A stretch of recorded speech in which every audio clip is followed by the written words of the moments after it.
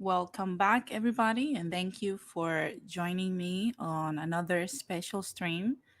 Um, like I put in the chat, like and subscribe if you have not yet to my channel. Today, we're gonna touch on a very special subject, and I have a special guest that many of you guys know.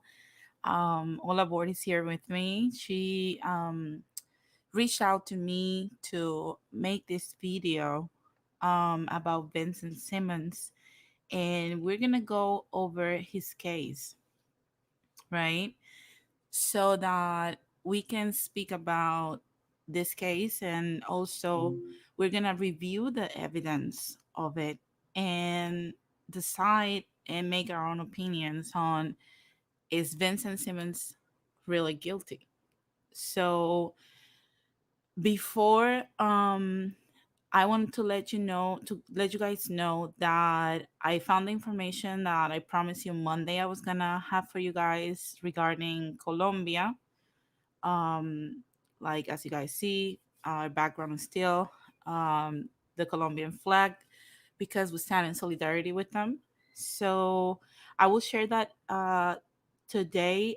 So stay tuned towards the end of the video so that so that you guys can uh, get the information. And if you're interested in making a donation to help the protesters receive either medical aid or food or anything else, you guys can do so. I will provide that information um, later on after we review the case. I want to say hi to Jose, to Jorge, to Terrell. Shout out to you guys. To Real Deal, what's up? Fighter, how are you? Thank you guys for being here. Like I said, hit the like button if you haven't already. And also, if you have not subscribed, make sure you subscribe to my channel. Now, I'm going to let all aboard introduce you guys to the case per se and what was, the incident that got Mr. Simmons incarcerated 48 years ago. So, all aboard. Are you there? I'm here. How are you? I'm good. Hi, everyone. Thank you to everyone that came to um to learn more information about this and just to discuss criminal justice reform in general, and also to discuss Colombia. Um, I'm gonna be very hoarse tonight. My voice is like shot because I've been talking way too much. But I want to try to. I'm gonna try to do my best. Sure, Vincent Simmons. Vincent Simmons is a man that was arrested in 1977. He's been in prison for 48 years. He's 68 years old. And in 1977, he was a bit of a juvenile delinquent. So he was a juvenile delinquent. And there were these two girls. If we can show, let me see if I can show I'm their. gonna show Mr. Simmons so that people can see who we're talking about. Okay. So there were two 14-year-old twin white girls. They were with the cousin, and unfortunately, I believe that they used him as a scapegoat. The classic thing that sometimes white women do, or women in general, where if they want to get out of some trouble, you blame it on the black man, right? Yes. These people didn't even have a description of him. They only described him as being black with short hair. That was the entire description. She said that she wouldn't be able to identify him because um, all black men look alike. Hmm. All black people look alike. And so from the beginning of this case, there was a race component involved. Mr. Simmons had an alibi that day because he wasn't raping anyone, because he was actually at a bar getting into a fight at the same time as this is supposed to have happened. Um, he had alibis, he had witnesses. They came and they tried to clear his name, and he was okay, Blood Moon. Yes, and that's fine. I want you guys to form your own opinions. This Yes. is my opinion.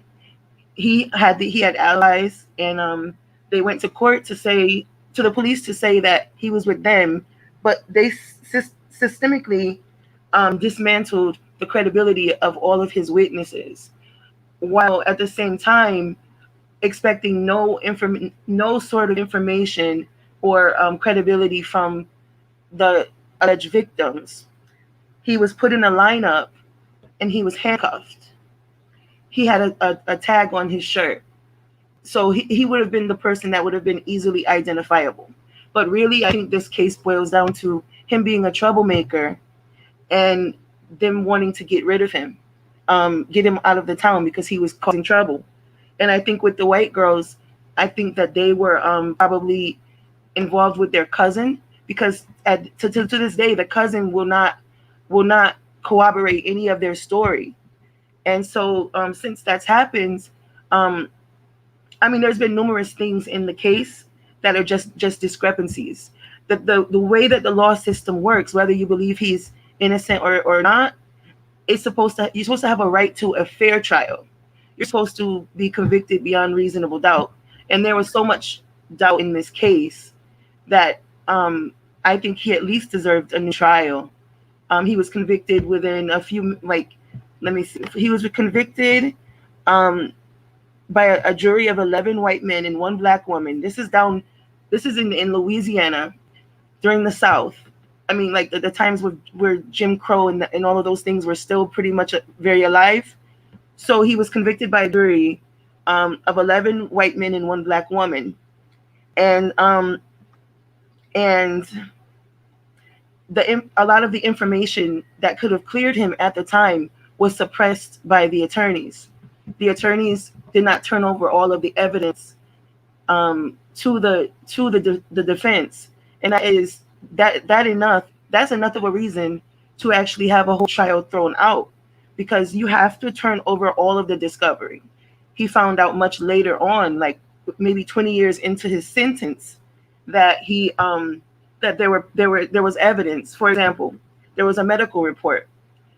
The twins claimed that both of them were, assaulted. One of them was still completely fully intact. She had her hymen. So that right there shows that they were not assaulted in that way. That's a big discrepancy in the story, because she was never penetrated. She said that she'd been assaulted. He was assaulting them in a car for maybe like, one of them, it was a 1 hour and 30 minutes. The other one was for 30 minutes. That's gonna do some damage to a child, to the body. Of course. Weren't they 14 years old 14 years when old. this happened? Yes. I And heard from what I've been researching, right? That even the town per se is only 21% African American and the rest is just white people. if you, I So, wish, I'm not sure if we can play clips from the video, the documentary itself, but the people in the town, they're just, they was very racist. They was the people that were interviewed said things like the black people knew their place, you know. They yeah. stayed on their side, we stayed on our side. They couldn't go to any of the restaurants or movies or anything like that were for white people. So I just have a hard time believing that a person who's never raped some, forgive me, I don't want to use the words. That's what I can't. I have a hard time believing that he would go to the white side of town to commit such a horrible crime that could probably get him lynched. And Sure. given that, with him having an alibi, with them lying and saying that he punctured their tires after he, basically they said that he was at a gas station.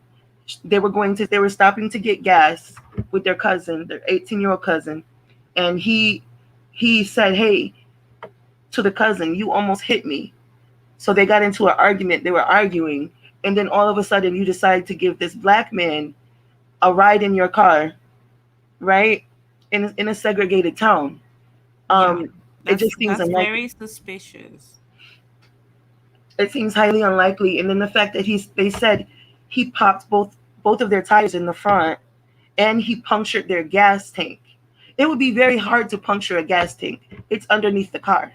But how on earth they able to drive home? They were able to drive about 8 miles to get home, right? The car could have been checked if this were the case. The forensic evidence, even at that time, could have been tested, but none of that was done. It was just two white girls accused this black man, or they didn't know which black man. They just said a black man. They accused him, and he's in prison for 100 years for the assault of two people. When I've already told you that two of the people, I mean, one of the twins was never penetrated. So there's so many discrepancies. Yeah, it's one thing, reading about his case, what really hi Morena and hi Blue Moon and Xtina. Um One thing that irked me was the fact that, why we're giving him 100 years, you know, and that goes back to what you were saying about just trying to lock him up and throw away the key. Mhm. They were trying to pin whatever they could in this man. Like how many times we have seen this? They were trying to pin whatever they could on this man, right? So that they could get rid of him. And Hmm. we've seen this a lot happening, not only to African Americans, right? But we see this happening to us too. Like I remember there was like I believe it was 2009 or 2008, something like that. They Hmm. freed a Puerto Rican from a prison here because he was doing 30 something years old for a crime he did not commit, and it took him 30 something years to actually prove his innocence. And it's because of the same method. You Hmm. have a person that you can get for any other crime that would be too heavy for them to do, like hard time. So here comes the police, as dirty as we know they are, and try to find something where they can quote unquote link to you and put you behind bars for life, Hmm. and you miss your youth. He was 25. I was reading when he was incarcerated. He's already an old man. Yes, and all of his family from that age, his mother, all of his immediate relatives are all gone now. This is just a chance to get one person, to get them to be able to have some freedom before they pass away. He's already 68 years old, and I can't imagine the unspeakable things that he's experienced in prison as an innocent person. Yeah, yeah. He, He was I wanna read something regarding his case that I read like a few days ago when we discussed this. Where Mr. Simmons is trying really hard to get his case seen and have another hearing. It says it looked to be the last chance for Simmons, 68, to receive a fair trial. Mind you, he's been in prison since he was 25, okay? He's like to receive a fair trial, possibly in a new jurisdiction. The reason why they want a new jurisdiction because you cannot ensure a fair trial if you take the person to a place where they have already made up their mind. We've seen this happen with many people that have some kind of either financial privilege because they can't, or the case is too notorious where they're at, so it's moved to another place. And I believe, yeah, it should be in a new jurisdiction because a lot of people already made up their mind because the court ruled in a specific way. And we have to be honest with you, you guys know I have a criminal justice background, and to be honest, we all know that judges are not, gods from the Olympus. They're not perfect. However, people seem to think that they are. And this is the reason why we have to, unfortunately, in cases like this, a person has to work so much to actually prove their innocence when it's supposed to be available uh, for you to prove your innocence even after your trial. Why not? If we can put the actual guilty person behind bars and you can present new proof, then why we're not allowing that? Isn't that what democracy stands for, though? absolutely. Now, it keeps saying, but that hearing, the hearing that he was trying to get to receive a new trial, was canceled without warning or any explanation. An attorney for Simmons says, meaning Simmons' team will have to wait to present what they described as new testimony and new evidence that they hope will finally exonerate their client. The rescheduled hearing has been set for February 17th. Now, in here, it's describing basically what Olabor was saying, where only 66% of the population is white and only 29% is black. However, instead of having the same number to make it fair, right, as the jurors, they only had 11 white men, not women, men, and one black woman. God only knows what went on behind closed doors. Um, And God knows the intimidation that the woman must have felt, the one black woman that was on the jury, because back in those times, people got lynched for way less. People got ran out of their homes just just for talking, for speaking up on certain things. So mhm. And you see, it only took minutes for them to convict him for 100 years, sentence him to prison, and it only took minutes. There couldn't have been very much discussion going Oh on if yeah, the for people. sure, for sure. I don't think there was a lot of discussion. I feel that, in my opinion, it was a slam dunk for them, of course. And there was no DNA evidence, by the way. There was nothing connecting him to the crime. There was no forensic evidence whatsoever. There was never a no one saw them together. The gas station that they said they met him at, there was no evidence of them ever even interacting with him or running into him. Um, Another thing is that when he did go up for his parole hearing, they had their mind made up then already as well. That was just a couple of minutes. They barely looked at any of the things he was trying to present. And then the one of the twins, they're adults now.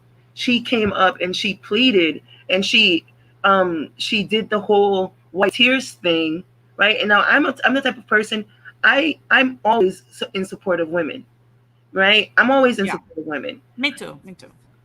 and I think that that is one of the most heinous crimes you could commit. I think that what she's doing, they've changed their story several times about what happened.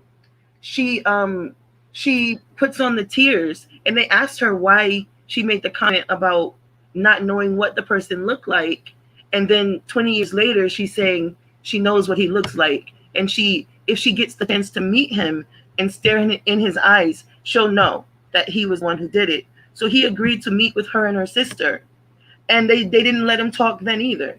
So I mean, and you can just tell by the body language of these two women that they're making things up as they go along, and they don't have their own story straight.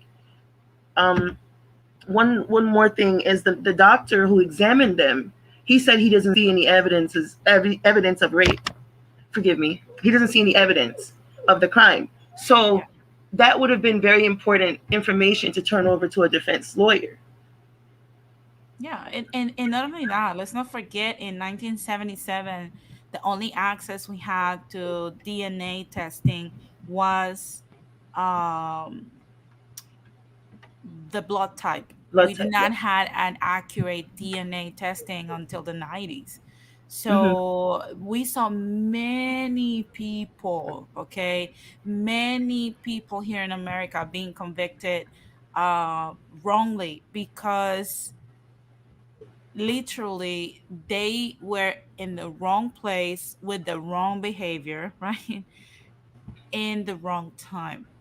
Mm-hmm. And I don't know if you guys can see, right? But it says data revealed that a black prisoner serving time for sexual assault is 3.5 times more likely to be innocent than a white sexual assault convict, according to a 2017 report from the National Registry of Exonerations. If you guys want the data, it's right here in the National Registry of Exonerations. Olabor, mute yourself.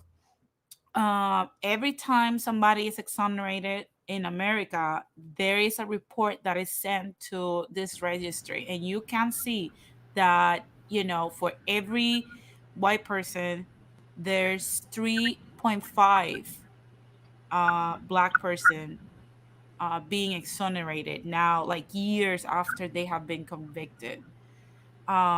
So it says the major cause for this huge racial disparity appears to be the high danger of mistaken eyewitness identification by white victims in violent crimes with black assailants, the report said.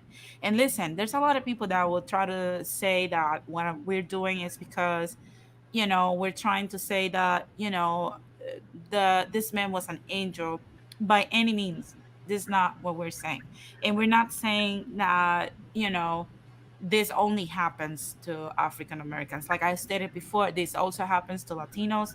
It has happened exactly the same way uh to that I know of, right? To a one white man. I don't know if you guys have watched um well, two actually, the Avery case, and there was a movie that was made called Conviction.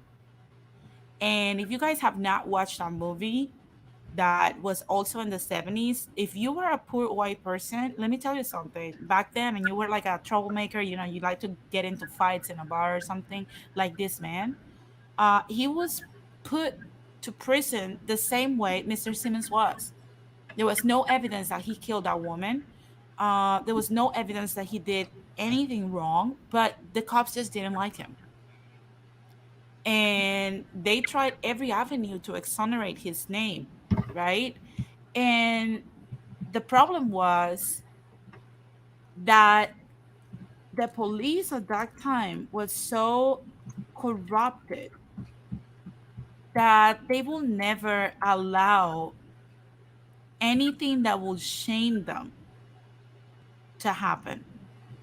So it took his sisters, right? His sister to actually say to him, you know, I'm going to go to law school, become uh, your lawyer, and I will free you from here.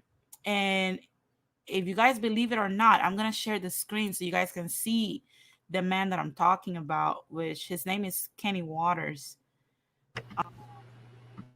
It it was the same type of case, you know. It's just that he doesn't have the sister. Mr. Simmons doesn't have the sister that Kenny Waters had. Hold on, let me. This is Mr. Kenny Waters. He passed away, by the way. Mm. You guys can see, right? It was only 18 3 years years. after Mr. Simmons. His incident was on May 21st of 1980. They convicted him, you know, sentenced him in 83, and he was freed in 01. But since 1980, he was in prison, and he was doing 18 years. This lady that's right next to him is his sister, and they were very, very close. And like I said, she told him, hey, you know, don't lose any hope. You know, I will become your lawyer. I will go to school even if it takes me 50 years, but I will free you. And she did. And the sad part about this case is that it's super heartbreaking, just as Mr. Simmons, is that Kenny was released when he was an old man already, because he was doing a life sentence, as you guys can see, Mm-hmm. for a crime he did not commit it, and he died shortly after, you know. But at least he So died they as a stole free his man. life. They At they least, stole his life.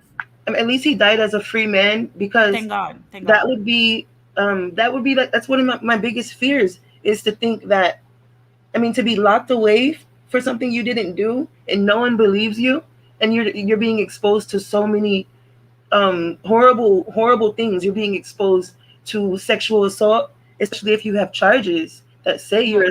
that you've committed a sexual assault. So to be innocent. And not to be messed up, but like if you guys can read the highlighted area, the only cause for his conviction, because this is the way the police used to work in the 70s and the 80s, right? It was with informants.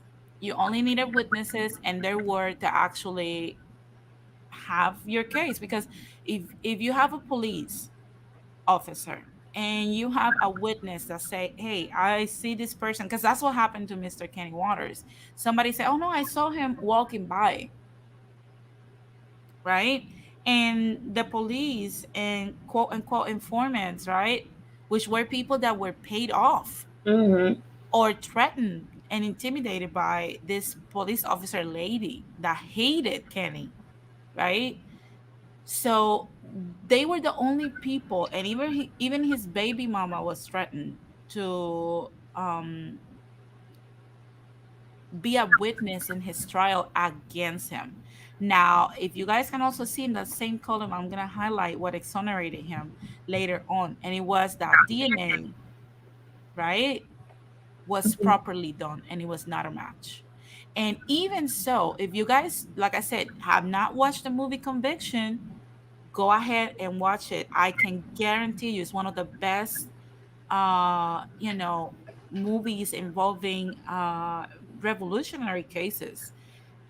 There was a And it's real life, because even with the DNA, they were trying to pin it on him, and they did not want it to release him. It took her, Kenny Waters' sisters, a few years to actually get that overturned, even with the evidence. Mhm. So, like I said, he pleaded not guilty, and they did not even bother. This is what pains me, right? Is that the alternative perpetrator is never identified.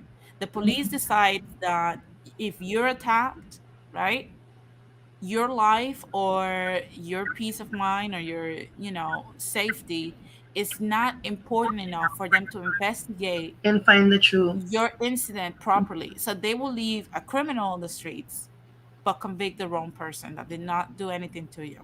How can we live There's in a world like that? there's another case that's really close to me. There's I'm sure a lot of people have heard about him now. His name is Khalif Browder, and he was a person that I actually knew. Um, so his case is very similar. He was accused of stealing a backpack. Now the thing is, I've spoken to him. I spoke to him before he unfortunately took his own life. He insists that he never stole a backpack. He never tried to, and then it turns out the backpack was never actually stolen. It was an attempted theft. This is what um what was said. There was not actually a crime committed, and if it was not by him. He just happened to be walking home, and police came. They saw him, and they threw him into jail. And because his family didn't have the money to be able to get out and fight for his freedom, that's why bail is so important. He spent I think it was 3 years in an adult facility, and he was attacked by the guards. And there's things that happened to him that he never even would talk about.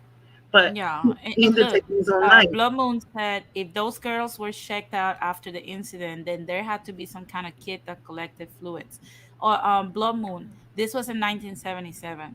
In the 1970s and the 1980s, all they could collect for DNA recognition was to just match it to a blood type, and that's not even proof enough to convict anybody. That's too vague. So what they if they did not throw away, because that's another thing, after a certain period of time the evidence is thrown away. Unfortunately, I mean, fortunately, Kenny Waters' evidence, right, of the lady that was killed and the blood that was at the scene, um, was still being preserved. However, I will drop the link in a second, Terrell. Uh, in Kenny Waters' case, the DNA was still preserved. We don't know for Vincent Simmons I know that if the if they DNA. still if they still have it, but I highly doubt it. No, because Highly what doubt happened is this crime. They didn't report it, or they didn't tell anyone. They didn't report it for 2 weeks after it supposedly happened. They didn't um, tell the police or anything. And then they threw away the evidence. They said that they threw away the undergarments they were wearing. it. Hmm. So suspiciously, the clothing was there was no clothing to check. There was no evidence to really preserve. Um, Another thing, I really just have a feeling that these girls were having some sort of a relationship with their cousin, which is also common in the South. Yeah. Um, I don't. You're right about that, fighter. Um, not one bit. So you know me so well, fighter. Um, the, the the cousin, I believe, was having a relationship with them, and I think that they just used a black guy as a scapegoat, because I think it's really strange that your cousin, he has a pregnant wife who's in the hospital, and he has you two little girls come to his house to go mow the yard and do housework, and then he Yeah. brings them home like late at night. I think it's more to the story, because he's the only one that doesn't want to speak on what happened. Yeah, which is why, like I said, in a democracy where you're supposed to have the pre-assumption of innocence, right? Uh, until proven guilty. Why we fight so hard for people that want to prove their innocence? Why we fight so hard and we have so much pushback for them to have to cut through so much red tape in order for them to present some new discovery? Now, Blood Moon is saying many rape kits from the 70s and the 80s are now being tested for DNA. Yes, many kits, but like many cases, like I stated before with this Puerto Rican dude, it wasn't DNA what necessarily exonerated him, because sometimes in these cases, after 15, 20 years, they throw away the evidence. In Mr. Simmons' case, it's been 45, 48 years. So we don't know if, they even I highly doubt they have preserved this. Let's Beautiful animated. Hi, thank you for joining. Like and subscribe if you haven't yet, and welcome to my channel. thank you for coming, PC Yeah. Beautiful Anime. Thank you. Um, there's another case that happened even more recently. Hmm. For example, there's a case that happened recently where there was a football player. I can't think of his name at the moment, but I could find it. He was a football player. He was going to college. He was he was he was on his way to becoming a professional football player. Well, he was accused of sexually assaulting someone, and she came. He went to prison. He wasted years of his youth.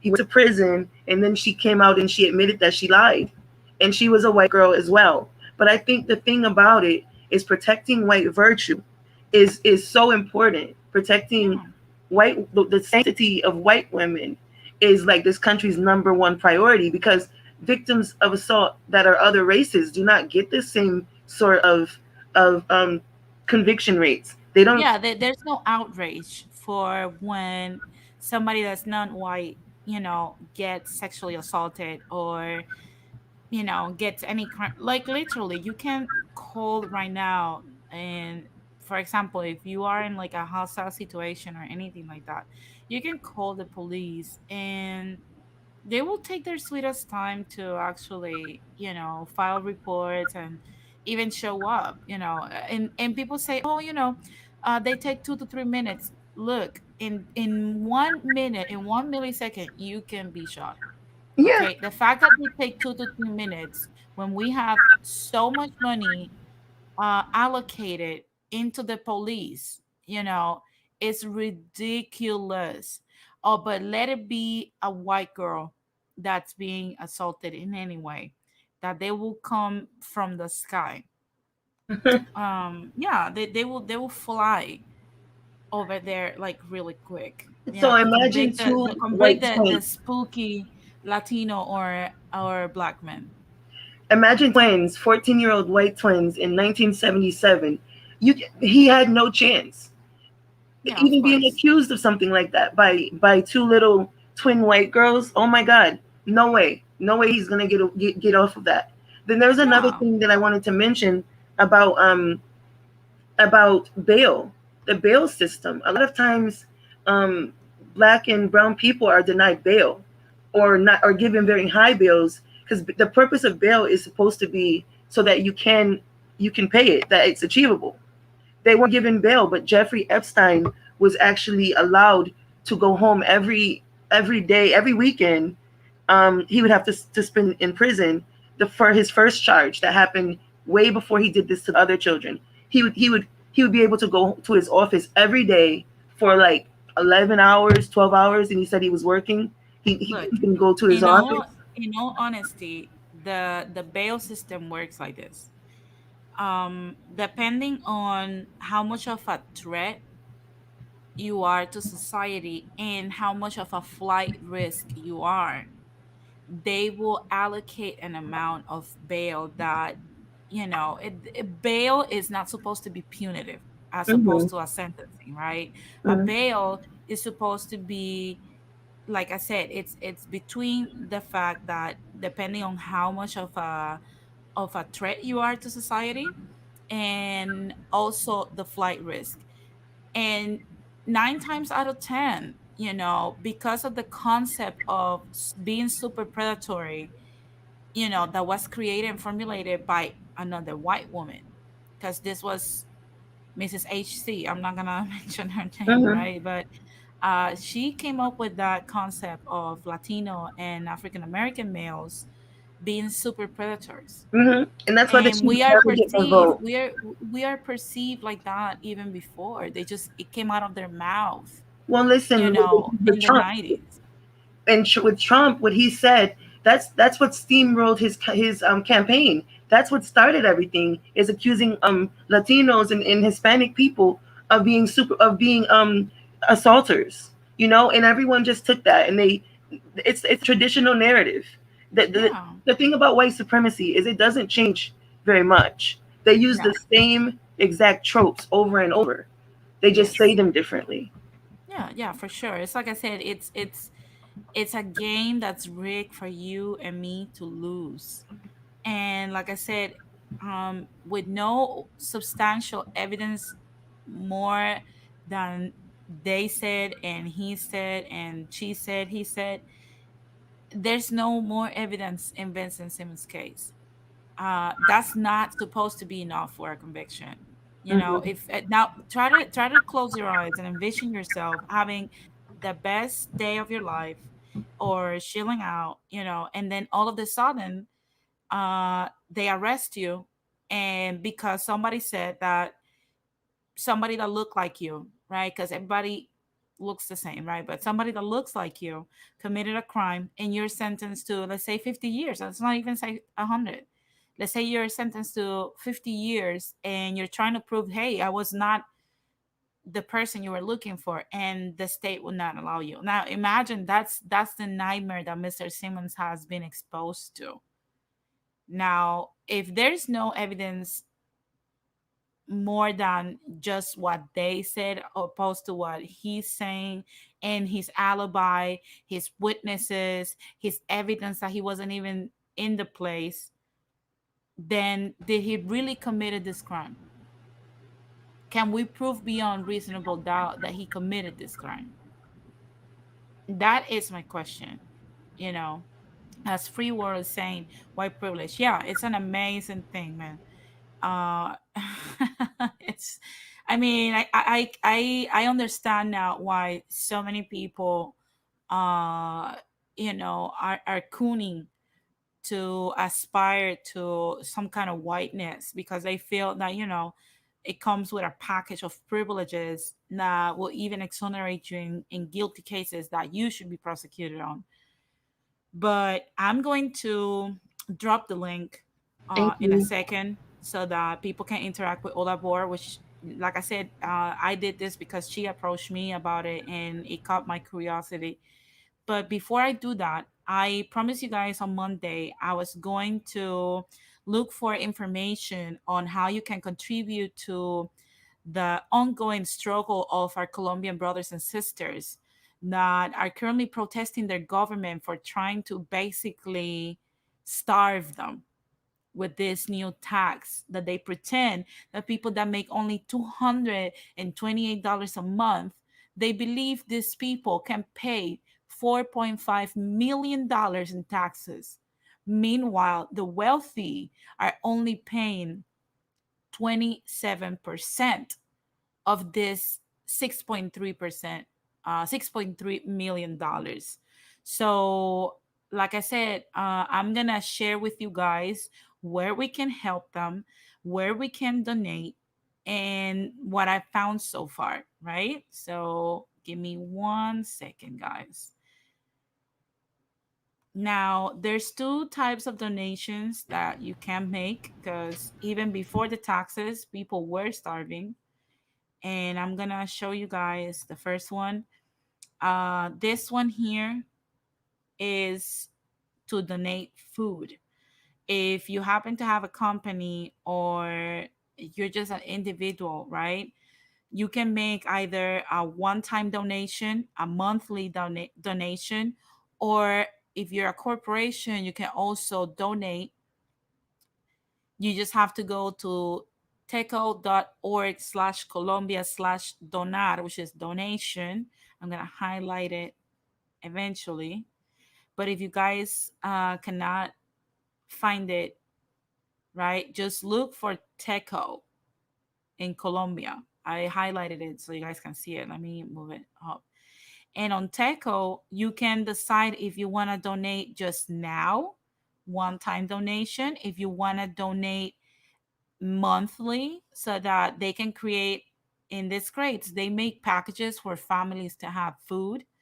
Or if you're a corporation, you can always call Freddy Barajas or write him an email at f.barajas@teco.org or call him at 57-305-8107244.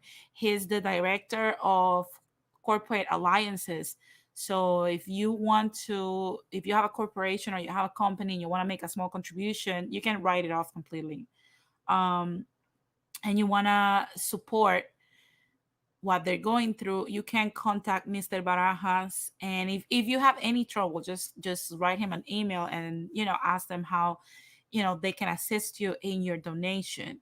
Now, there's other corporations like Latin, DHL, Johnson and Johnson, Porsche, Bank of America, Oracle, MetLife that are helping Colombia right now, but they still need our help. There's a lot of people going through famine right now in Colombia. And like I said, if we're going to be denouncing things that, make no sense, like we've seen in the past ignorant people making claims about like how much of Latinos we are depending on decisions we made on our day-to-day life.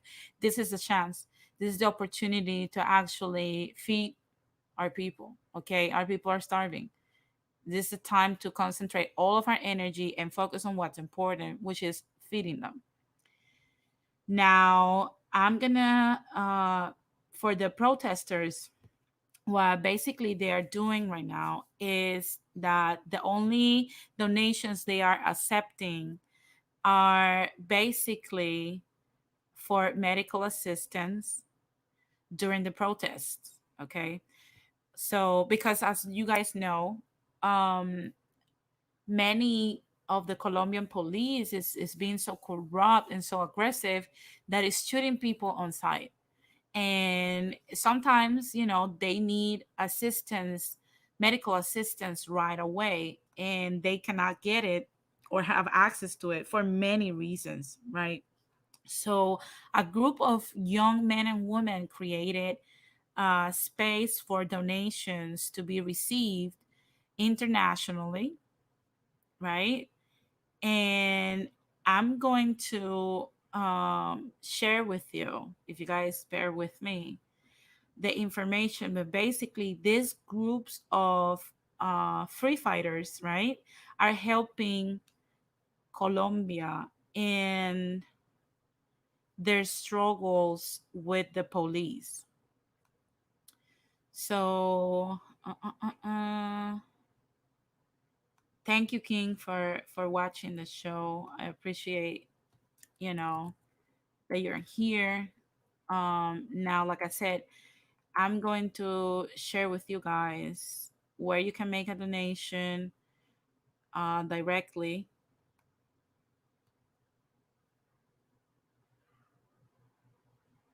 Now, let me show you guys. Okay. I'm going to read for you guys the account numbers. So I'm going to, if you guys already have somewhere to write down, if not, you can rewind to this moment um, so that you can write it down. I'm going to repeat it several times to give people the opportunity to write it down. Neki basically and Bancolombia are two banks, but if you do not want to make that transfer to their bank accounts, which I believe is the safest way, or PayPal, like I said, there's PayPal where you can also donate to their cause. Now, Nike account, their account number is 311-7105388.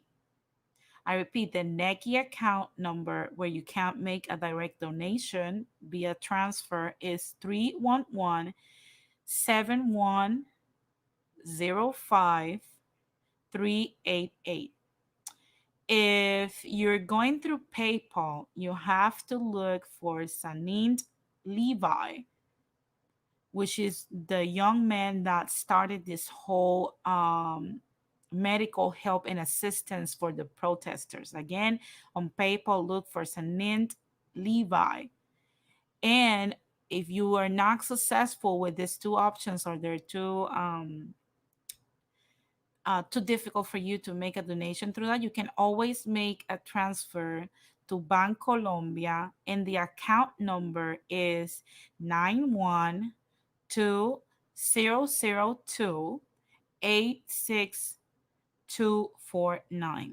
Again, I'm going to repeat the account number for Bank Colombia: 91200286249. Now, without any further ado, I'm gonna drop the link. And like I said, if you guys have any more questions about how can we help our Colombian brothers and sisters, let me know. If you want me to talk a little bit more about the subject, also let me know. I'm gonna drop in the link so that if you guys have any opinion on Mr. Simmons' case, I would like to hear from you. If you think that me and All Aboard are wrong, you can also come up here and debate it with us. So, like I said, I dropped the link so that we can discuss this. I know Terrell was anxious to, I'm sorry, to come up here. Now, this is gonna, I'm gonna make it an hour tops discussion. So at 1:57, I'm gonna cut it short because all aboard, her, one of her furry dogs, her furry kids, unfortunately suffered an accident yesterday, and she has to cut it short too. So we're gonna have like a brief discussion. If you have any opinions, if you think that we're wrong, if you think we oversaw something, or if you think that Vincent Simmons is not guilty, come up here and share it with us. I have Jose in the background, but he seems a little sleepy. I don't know if he's still with me. Um, I will wait for him to either open his eyes or show a sign of life. But like I said, yeah, I don't wanna put him on the screen like that. But yeah, and I see that good boy, God boy, I'm sorry, has been putting in the chat for a minute now the documentary of Netflix called um the 13, the documentary. Look, Jose made Science of Life. Hi, Jose. Oh, how Hi. are you? Okay, I was just relaxing. So, what do you think about Vincent Simmons? Do you think he's guilty? Do you think he's not guilty? What's your opinion? I think the very least he should have had a new trial and be able to present all the evidence that his attorney was not given by the district attorney. And I just doing a little research in Google, and the maximum sentence for rape is 15 years. Let's call it sexual assault, because if not, they'll flag my video on Okay. YouTube. Okay, sexual assault. Okay, we can call it sexual assault. We can say penetration against the. I mean, but the fact that matters, sexual assault. Non-consensual sex, I'm sorry, but or just call it the R word. That's simpler. yeah, okay. Well, the illegal act of the R word, that the maximum sentence is 15 years, Yeah. and that in certain cases 20 years. and that usually details the R word of anyone under the age of 15. And the maximum punishment is 30 years imprisonment. Yeah. And the fact that this person has been um, sentenced and is in prison for 48 years, particularly if none of them were killed. That's just outrageous, and it's sad beyond belief. And when you think about it, most of this person's family are dead. I mean, just think about it. And Yeah. even should he be set free, the Yeah. fact that he get that 48 years of his life was stolen Yes. based on evidence that they were not given to his attorney. And the fact that you had, let's be politically correct, 11 Caucasians and one African American. Yeah. Yeah. Okay, and I can just imagine the pressure they put on this African American person to get a conviction. Yeah, for sure. I don't know if you guys saw the Blood Moon came to the same conclusion when we mentioned that there was only one black woman, and she said she was probably intimidated and threatened. Yeah, I agree with her. Everybody can't see it. It's like the writing is on the wall. And I guess the only reason why there's one African American to try to make it seem like they're not racist, Yeah. which is not the case. I mean, Um, the the, fact. I'm sorry. Jose, I wanted to say hello. Thank you for joining. Thank you. I mean, I just cannot believe it. It's like, how should I say it? It's like Jim Crow is still alive and well. Yeah. Yeah, that's how it feels. That's definitely because it's like I was mentioning earlier, Jose. It seems like they wanted to just lock him up and throw away the key. That's the first thing.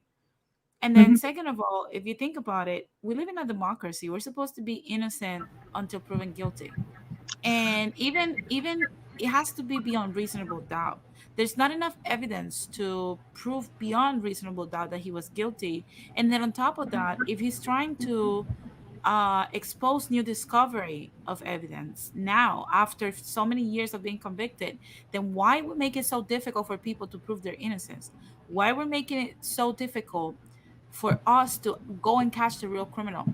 Why we want to have predatory people and criminal people free while an innocent person serves their sentence? Why we always do this? Um, I'm sorry. I wanted to mention also, this is some other information.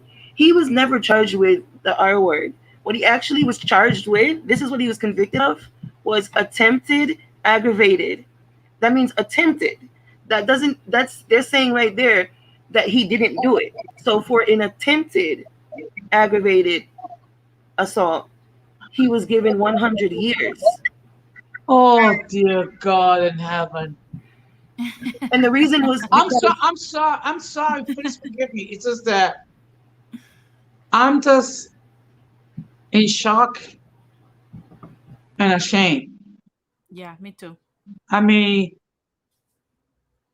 and what happened to punishment fitting the crime?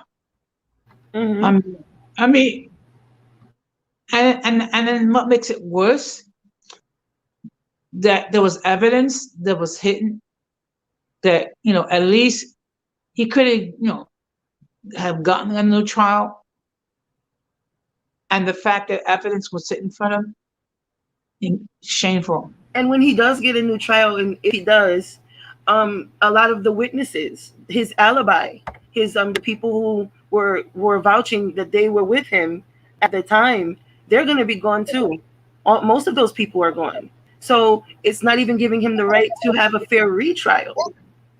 And also, the thing was, the reason they charged him with aggravated with attempted aggravated assault is because if he would have been charged with the R word, he would have already been released by now. So that is what he did. It was a loophole to ensure that he gets 100 years, and that's 100 total. He has to do it day for day. Also in Louisiana, you only get one chance to one. You only guaranteed one visit in front of the parole board.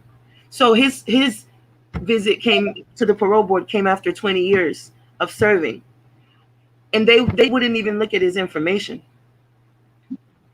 No, they don't, Mm. because they don't care. They Because guaranteed. they really don't care. Hmm. Now speaking, like I said, you can make your own opinions on it. I made mine. To me, if we're going, like I said, if we're going to convict a man for so long, we have to be 100, not 90, not 80, not 70, not 60, 100% sure that he did it. And we have not even accomplished that. We have not even begun to scratch the surface of how guilty he is. Now, his lawyer, this man down here, right? He's the one fighting to free Mr. Simmons. Okay. And he's he started pro bono, and he started encouraging people to share and spread the word. And he came up with this page, and people started donating to him directly so that he doesn't give up on defending and freeing Mr. Simmons. And these are the people right here that we have to put pressure on. Judge Sprill has been recused, right? You can check for Vincent Simmons on CNN, and you can also donate to Mr. Simmons defense, because there has been a fund so that they can keep fighting.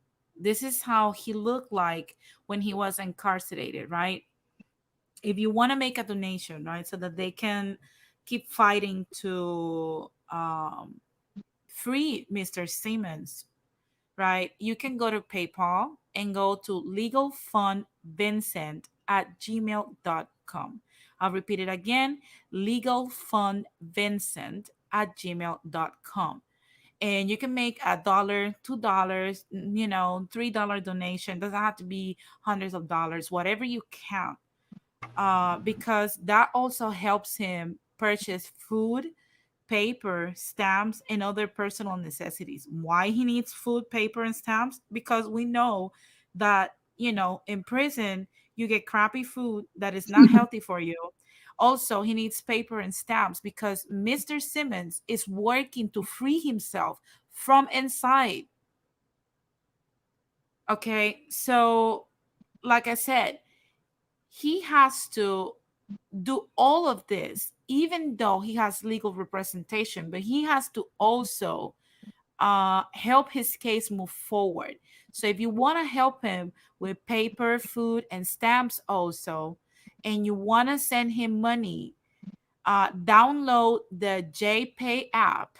It's called JPay app, and enter his prison number, not his name, because we know that, inmates are known just by a number.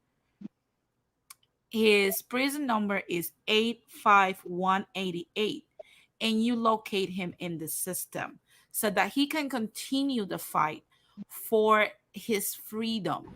And he can keep writing those letters, sending them out, and doing all the things that he needs to do to be a free man again, like he should have been. I So, wanted to like I mention said, go one ahead, other go ahead. thing. He's already been successful in some areas on without the help of an attorney. He's not just sitting there. He's the one that was able to file for his discovery. He's the one that brought it to their attention that that there was new evidence.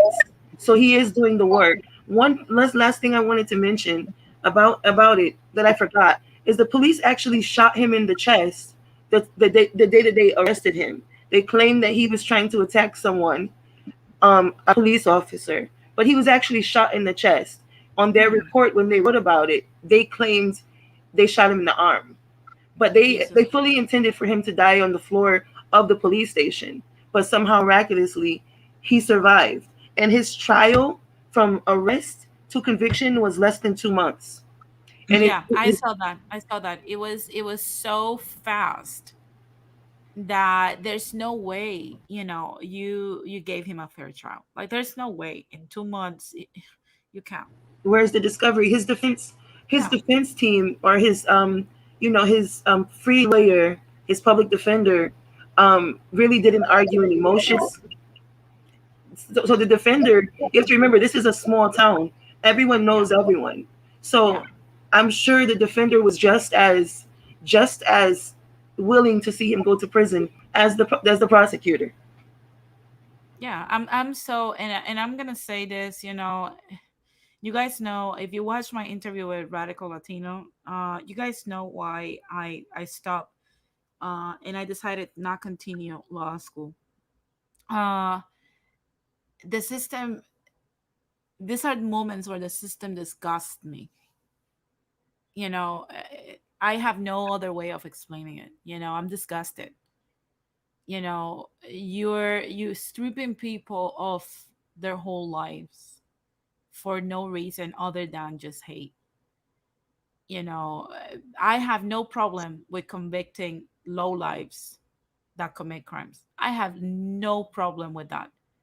But when you go after people without proper evidence and without them committing an actual crime, and you ruin their lives, you take their youth, and you do stuff like this disgusts me. It's disgusting. There's no way, I'm going to be okay with the way things are constantly being handled. We're seeing it still today, when the wealthy, the known, the elite gets a slap in the wrist. Now us, the rest of us, right? We get put away for life. And if we can accelerate the process by dying and doing them a favor, they will be even happier, which is why they shot him. They treat us like we're dogs, stray dogs on the streets. No one, absolutely no one deserves this treatment. Absolutely no one. So, like I said, um, I hope, from the bottom of my heart, that, we don't stay quiet.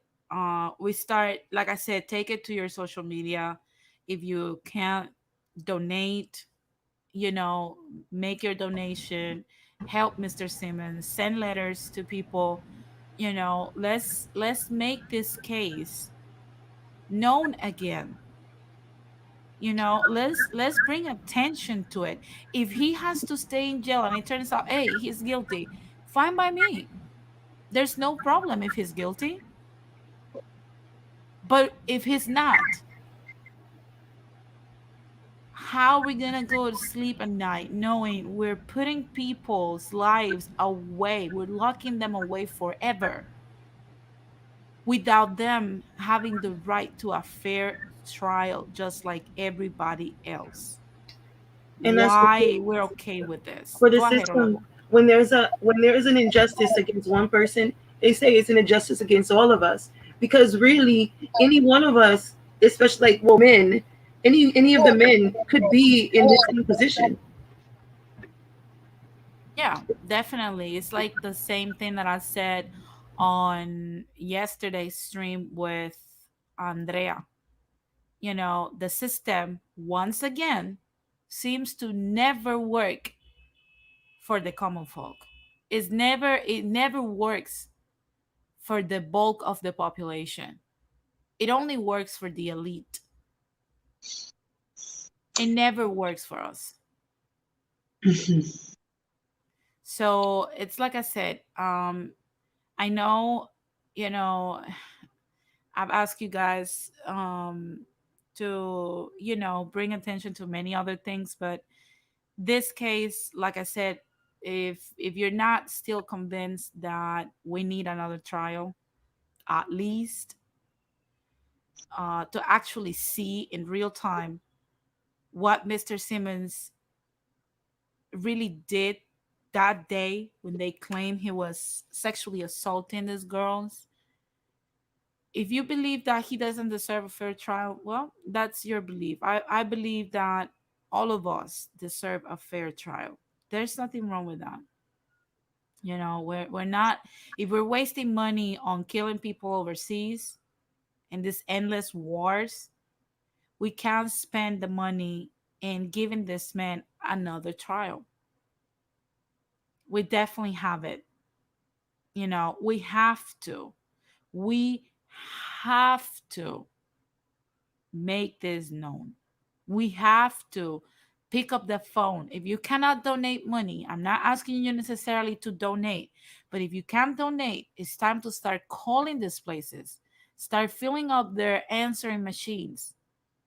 We are many.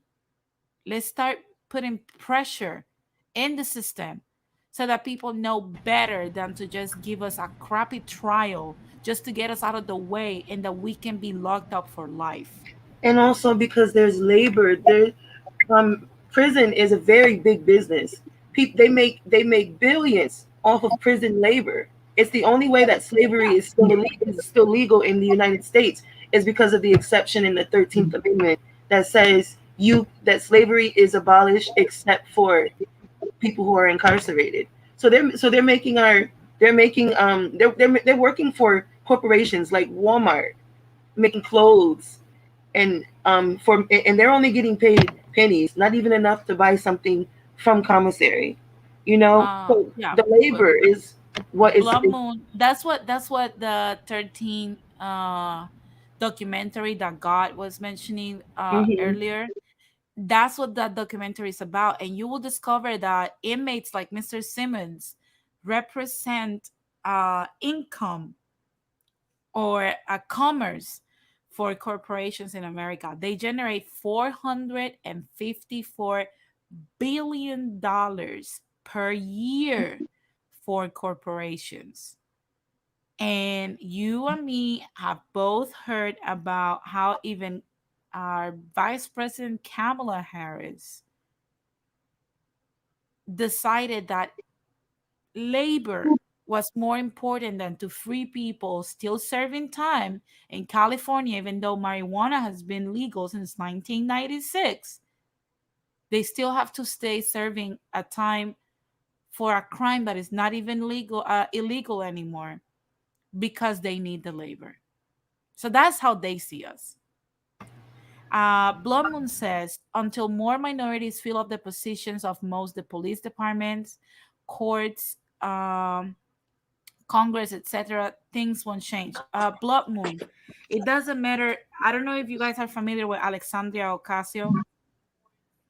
It doesn't Uh, matter how many positions we fill if we here at the bar don't keep these people in check and we don't keep them on their toes.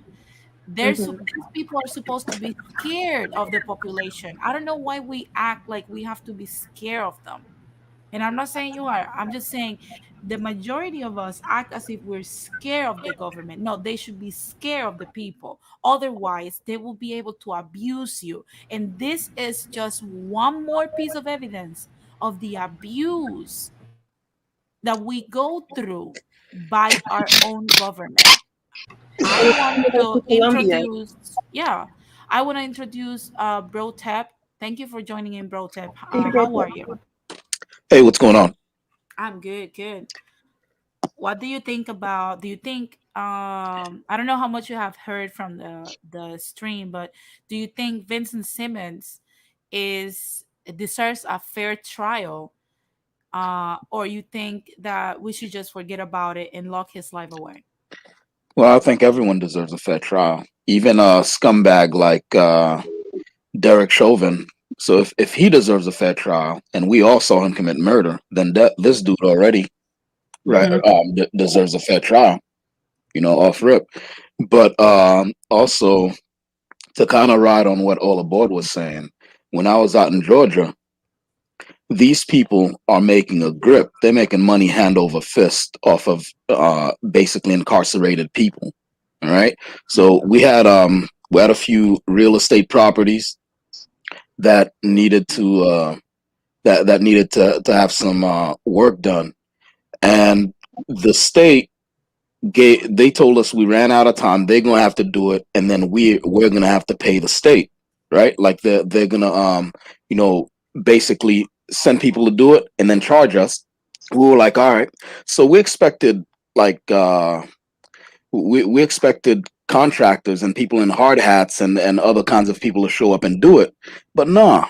This the series of vans pulled up, and it was basically guys in jumpsuits, and basically a guy with a shotgun, steps out the van to oversee them as they work on the house. Yeah. So if you're there, they're not only taking, and we're not talking just moving things around here. We're talking about people who have legitimate skills, like they know how to do the drywall and all this other stuff, what kind of brackets go with this and that and the third. So you're in there, it looks like they, if you're somebody with contractor experience, it looks like they accommodate for that. And then now the money you've been making out here, basically they have you working in there, and then they're making money off of you, off of your trade and your body, obviously, right? Yeah. So it's horrible stuff. All aboard is correct, Yeah, it's you know. it's it's it's disgusting, bro tab. It's like I was saying a few moments before you join in the stream. I'm disgusted. It's like I say, we have so many people, that we lock their lives away just because we need labor, because we don't like them, or this society. And really what shocks me is that we're so comfortable seeing this. Yeah, Nobody is outraged because this man has been put down for 48 years, put in prison. Nobody is upset about it. Only a few. It you it know I'm sorry. go ahead, Jose. It seems like some people have gotten numb or maybe jaded Yeah. to the point now it's like, okay, well, it's just another person incarcerated. Let him spend the rest of his life, blah, blah, blah. Even though the evidence was weak, it's just that we got another person that we did not like out of the picture. Yeah, exactly. It's like the same thing that I said with Kenny Waters. Kenny Waters, even though he was a Caucasian male, right? He was put away simply because this police officer lady did not like him. And that stole his life from him. He was put in prison for 18 years just because some police officer coerced people to say that, yeah, he was guilty. There was no evidence, nothing linking him to nothing. And then he only got to experience 5 years of freedom because he passed away. Because that's what prison does to you. It kills you. We can't continue with this trend. Like, why are we allowing this to continue to happen? It's like I said, where is the outrage of us? Like, imagine if it's you. Imagine if it's your father, your mother, your sister, your cousin, your neighbor, your friend. What would you do? Well, Mr. Simmons is somebody's son, somebody's brother, somebody's neighbor. He was somebody's cousin, he was somebody's friend. And it's like I said, I'm not asking from people to endorse low lives and defend them. No. What we're asking here is that we can give this man his chance to have a fair day in court. Because not because you like him, not because we have to like him, because those are his rights. Period. He's supposed to have access to the same rights that every US citizen has. He has to have the right to prove his innocence. And like I said, I don't know why we go through so many mental gymnastics to not preserve the democracy that we love so much to defend when it comes to the Second Amendment or the freedom of speech. You know what's a problem. First of all, when it comes to freedom of speech, I mean, some people cannot accept what other people are saying. When it comes to the Second Amendment, I mean, when it went into law, it was created in a different time at the birth of this nation when you didn't have a great deal of law and order. So therefore, since you did not have a great deal of law and order, you have to have some sort of a means to protect yourself against anyone that would try to hurt you or kill you. And the weaponry at that day, I mean, you're talking about muskets that even the greatest shooter can only get off 3 shots a minute. Now you have machine guns and all types of weaponry that can shoot off hundreds of rounds of ammunition, per second or per minute. And people trying to defend the right that I can get have like a flamethrower or what have you. You don't need an assault gun to do hunting. You don't need an assault gun to do target practice. Unfortunately, you have organizations like the NRA that manage to buy politicians off. And that's another problem. We must hold these politicians accountable. And if they don't do what we expect them to do, we need to vote them out of office. And the Exactly. fact of the matter is, unfortunately, if you take a look of the people that's in the Senate or in the House, only a handful of them really try to serve the people. Most of these senators and most of these Congress people are bought. Yep. They're for sale. That's what I said about when Blood Moon was saying that we need to fill certain positions. I agree to a degree, but at the same time, we have to understand that our people, the people that you have to vote for, is not in a collectivity like a party. If they're in a collectivity, I want you to understand that the collectivity, in order to exist, it needs millions and billions of dollars. Why? Because they need to promote themselves, they need to pay people that are on payroll, and they need to survive and also pay for a building. So what they do, they ask for donations.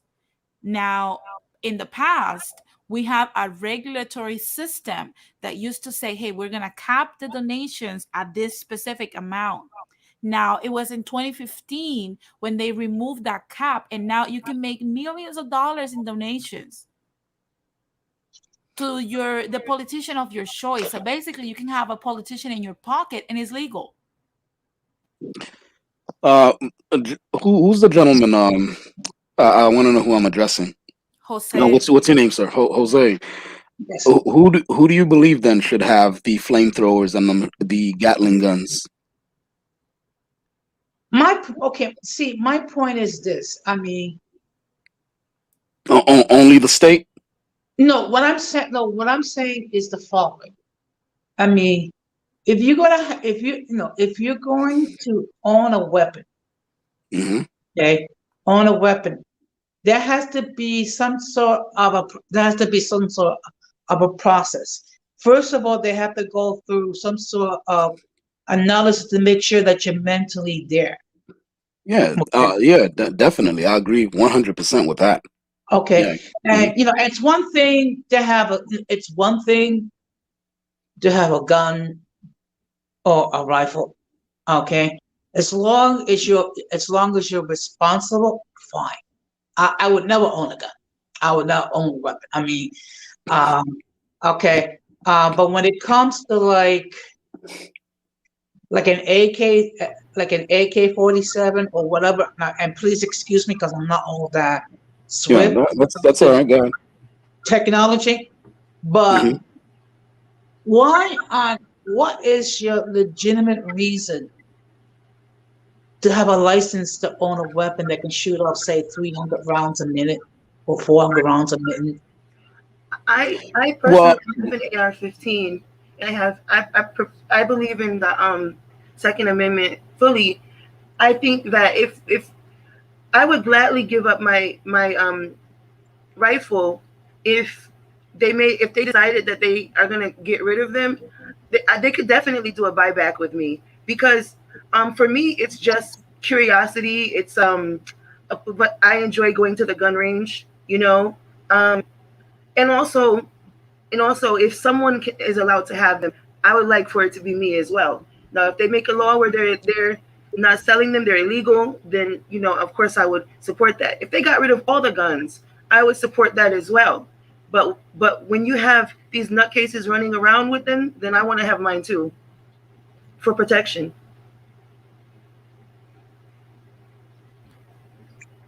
I mean, the key is responsible gun use. Ho- That is the Ho- key. Jose, when the three men break into your home and it's just you, what will you be doing? To be perfectly honest, I don't know. Well, do you expect everyone to take that position? To be honest, I would not know what to expect. And like I said before, and I'm going to say it again, Mm. um, there should be a process where responsible people can have responsibility for guns. I'm not talking about taking away all the guns away at all. Right, but you did state specifically which guns that we should not have, like an Mhm. AK-47 or an AR-15. Okay, So because so the process is inconsequential. That's not even a thing anymore in your okay, in your argument. Based on your argument, those guns, whether we go through the process or not, would not be available to us. Right? Guns like weapons like flamethrowers, maybe a tank. Right? hmm I believe, and this is just me here. okay, I believe if you can afford a tank, you should be allowed to buy a tank. I mean, a Sherman tank. I mean, with the cannon shells and the machine gun on front, hmm everything. I believe if you're able to afford a submarine, right, you should be able to afford to buy a submarine if you can afford it. Okay, okay, because the reason why I believe in this stuff is because we've seen historically too many times where the civilian population is unarmed and cannot defend themselves when tyrants infiltrate the mechanisms that govern, rulership. hmm So the government we have now, right? More power to them. They have their good and bad and everything like that. I got it. But what about when somebody you really disagree with, right? And hmm they're really detrimental to the governance we have now, and they manage to find their way into you know uh, uh, political positions, right? And they hmm take over the government, right? And then now they've come for you. How will you defend yourself? That's why the Second Amendment. I mean, that's one of the reasons the Second Amendment exists, hmm to defend yourself against something like this. You know what I mean?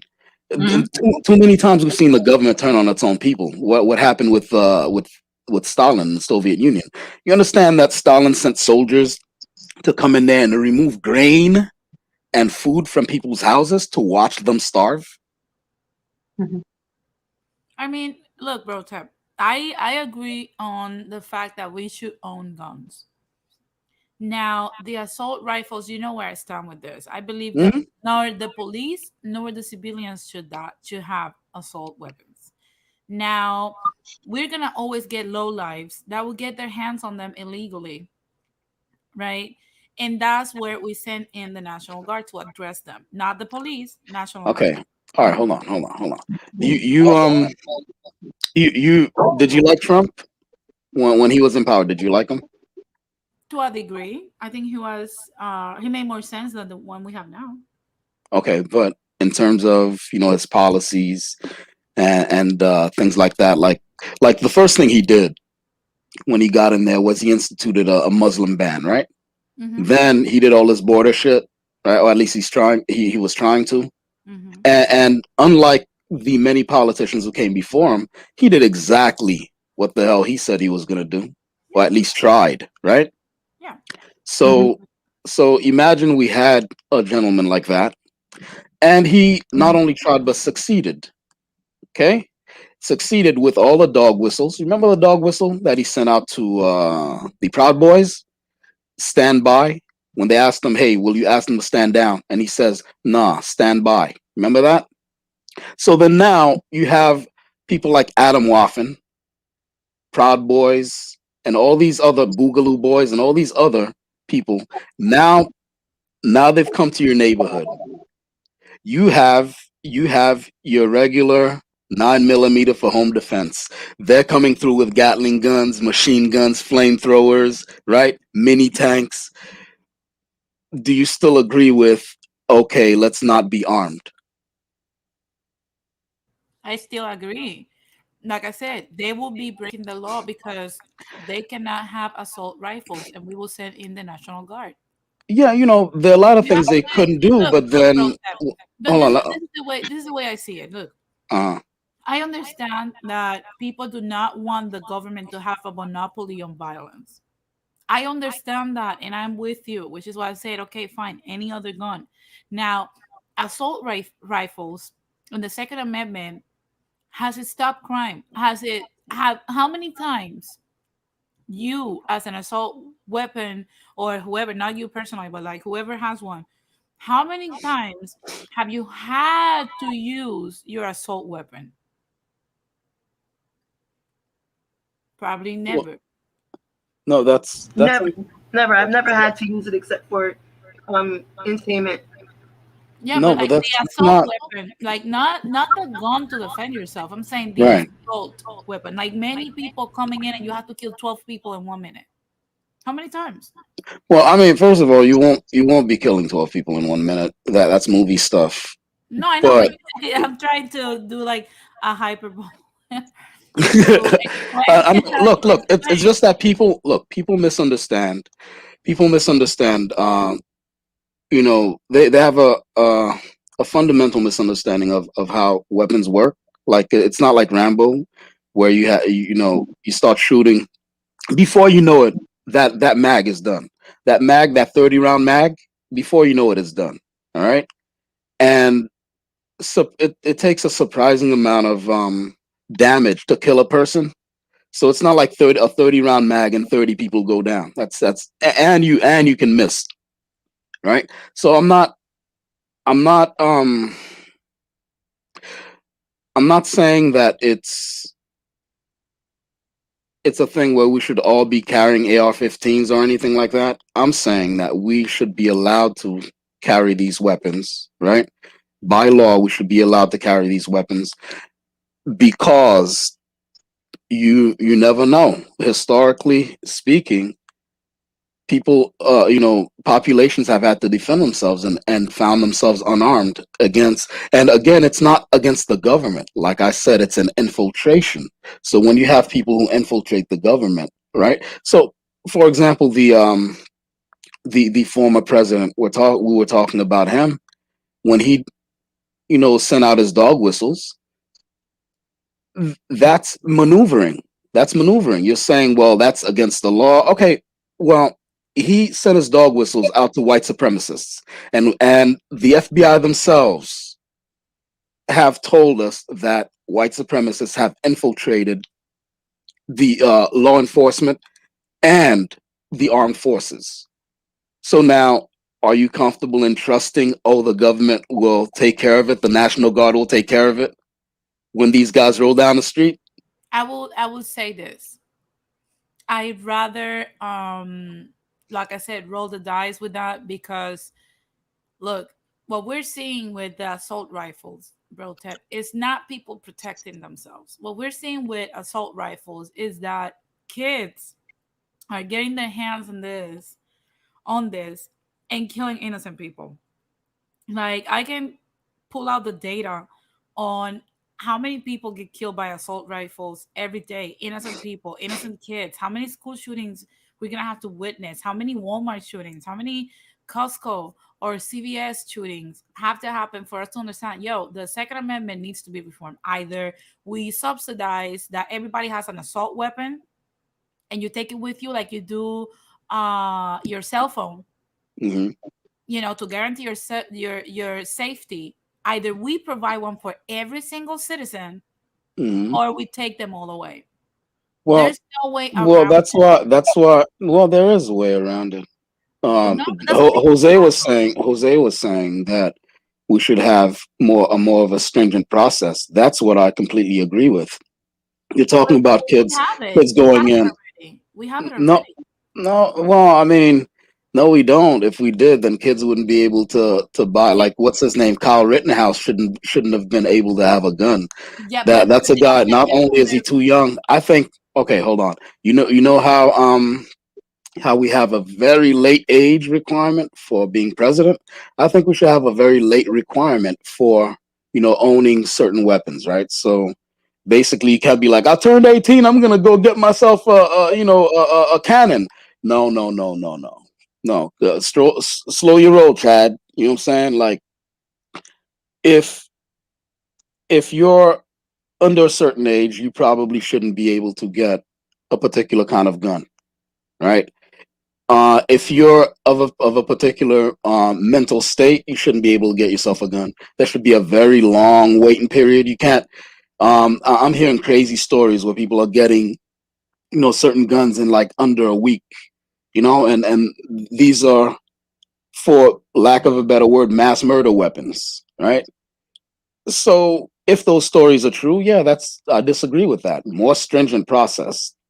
I think that should be the rule of the day here. Not, okay, let me disarm the citizenry, right? And the society that you're mentioning, where everyone is allowed to have the same weapon and they're all armed with just like you have a cell phone, everyone has a cell phone. And so it'll be that common for everyone to have like an AK on their back, right? yeah, take it I think everywhere I with think them. yeah, I think that has been tried in some societies, like but before machine guns or anything like that, like feudal places where everyone had a sword on their hip, that Mm-hmm. kind of thing. Mm-hmm. And to be honest, those were more polite societies. Petty bullshit goes really by the wayside. Like, okay, you know what? This argument I'm about to have with this dude, is it really worth getting stabbed over? Okay, it's not. Let it be water under the bridge. Yeah, it's like I said. It's like we have to make it give people an equal chance. And what I'm saying by everybody is like, if I'm going to send, let's say, quote unquote, like, for example, let's say I have a 14-year-old. If if I'm gonna send my 14-year-old to school, I will teach my Wow. kid how to shoot, and he will have to have, or she will have to have, that weapon on her at all times. Because one thing that many American parents do not want to keep going through is sending their kids to school and receiving a cadaver. This is their reality. Yeah, So it's but like I said, it's I believe if we're going to use the Second Amendment, we have to remove the age requirement. Why? Because as an adult, I can have an assault rifle, and if I have an uh, angry, disturbed 14-year-old, he has access to my weapon too. He just has to be sneaky about it, and he can grab it and cause some damage. So we will have to also extend that to the children and teach them not to be afraid of guns, but how to shoot to kill if they're in a situation that's threatening their safety. So, like I said, if we're going to well, expand that it, No, They have to do it. that's you taking it to an extreme so that we No, go, no, Broten, that's think crazy. about it. Let's get rid of guns. Broten, Um, think excuse about me. it. Think Hmm. about it for a second. Yeah. Oh, If hold you're on, yeah. if you're 10 years old, Hmm. you should be learning from a very young age not to be scared of weapons. Well, So yeah, that so that no, at no, 14, I agree with that, but so that at I think 14, you're using. I know, look, look. so Hmm. at 14, you're able to have your own assault weapon and be responsible with it. Okay, That's what I I agree believe. with that. Because we can't have any more school shootings and all this bullshit. Like, this is ridiculous. Now we Uh, can assign that responsibility on the teacher until the kids reach the age of 14. We're doing the same with a vehicle. We're teaching kids how to drive at 16 years old. Why we can do that with a weapon then? okay. And that's I a mean, killing machine. You can kill people in a car. yeah. In fact, in some European cities, that's been the problem. Like every couple of years or so, some psycho up in like France is running people over with a van and stuff like that. So I can understand how that could be a deadly weapon. But um, I do agree with teaching kids how to handle weaponry. But when you're saying 10 years old, I'm not sure that's reasonable. When I say kids, I mean like teenagers, not like and even then that's kind of like I'm not sure that. Oh, somebody has feedback, lots of feedback. Yeah, that was all aboard, but I muted hers because she Okay, didn't notice. Yeah. okay, yeah. Um, the simple what do you call it? The simple solution here is more stringent laws. With more stringent laws, you should be, able to minimize what's occurring here with all these mass shootings and stuff like that. Uh, Because the law, in my opinion, the laws aren't stringent enough. There should be longer waiting periods, just like they send people to evaluate if you can, adopt a child, right? There should be like some sort of committee to come and evaluate to see what you're all about. I come in your house, right? As just like they have social workers, like caseworkers and whatever social workers, to see if okay, before I let you have this human being to raise, let me see if you got bodies in your basement, right? So I think the same thing should apply here, where if we're gonna let you have a weapon that can, spray 30 bullets into an open area where people are going about their business, I want to come into your home, right, with my little clipboard, and I want to see, what's going on. How many Confederate flags you got on your wall? You know what I'm saying? How many how many shrines in your closet with women's photos on it? uh, with excuse me if I can just jump in for a second. yeah, no problem, Jose. Okay, one thing that would help if we had just one national standard when it comes to the process to get a gun instead of 50 different standards. Because, I mean, it's crazy. I mean, like, for example, in your state, you can have the most stringent gun laws possible. But if you can go, say, Alabama or Georgia or Florida or Texas or whatever, where the gun laws are not as strict, and basically you can just go to a Walmart and buy a gun and basically not go through any type of a process. I mean, it makes it kind of defeats the process unless you have a national set of standards instead of 50 different types of standards. Yeah, there was a documentary that I saw. I believe it was with Michael Moore, where Kmart sells ammunition in some states. Okay, Yeah, this is I how. think that's changing though. The Kmart thing, I think it's changing. Yeah, but imagine, it's like I said, um if we're going to have the assault weapons and people are reluctant to give them up, because they fear the monopoly in violence that, you know, they don't want the government to have a monopoly on violence. Okay, fine. But at 10 years old, kids have to go to gun school. Okay, people, we can't have this anymore. It doesn't work. We have to make a drastic change and see how it works. And can I say something? Again, one second. Again, I don't think you really believe that. I think you're going to an extreme so that people say, No, "Oh I no, believe that's it, too bro. much. I That's wrote too it. much." I swear, Let- bro, that I we believe can't it. have kindergartners with No, no 357 magnums. not 357 magnums. kindergarteners, please. Not, not kindergarteners, but at 14, I think we should put in our kids' hands then a weapon, an assault rifle, Well, I because mean, how like I about said, this? Oh, look, here's a you know what? I'll make these points later. Please welcome our new panelists. They've been waiting. Rakim, yeah, and that's all aboard. Rakim, how are you, Rakim? I'm doing pretty well, Denise. How you been doing today? Good, good. How are you? What are your thoughts on Vincent Simmons or what we're discussing right now, which is like the Second Amendment? Yes, I have. Actually, I have thoughts on both. The Okay. situation with Vincent Simmons is it's unfortunate that it's a strong possibility that that man did not commit that crime. They don't have any type of DNA evidence.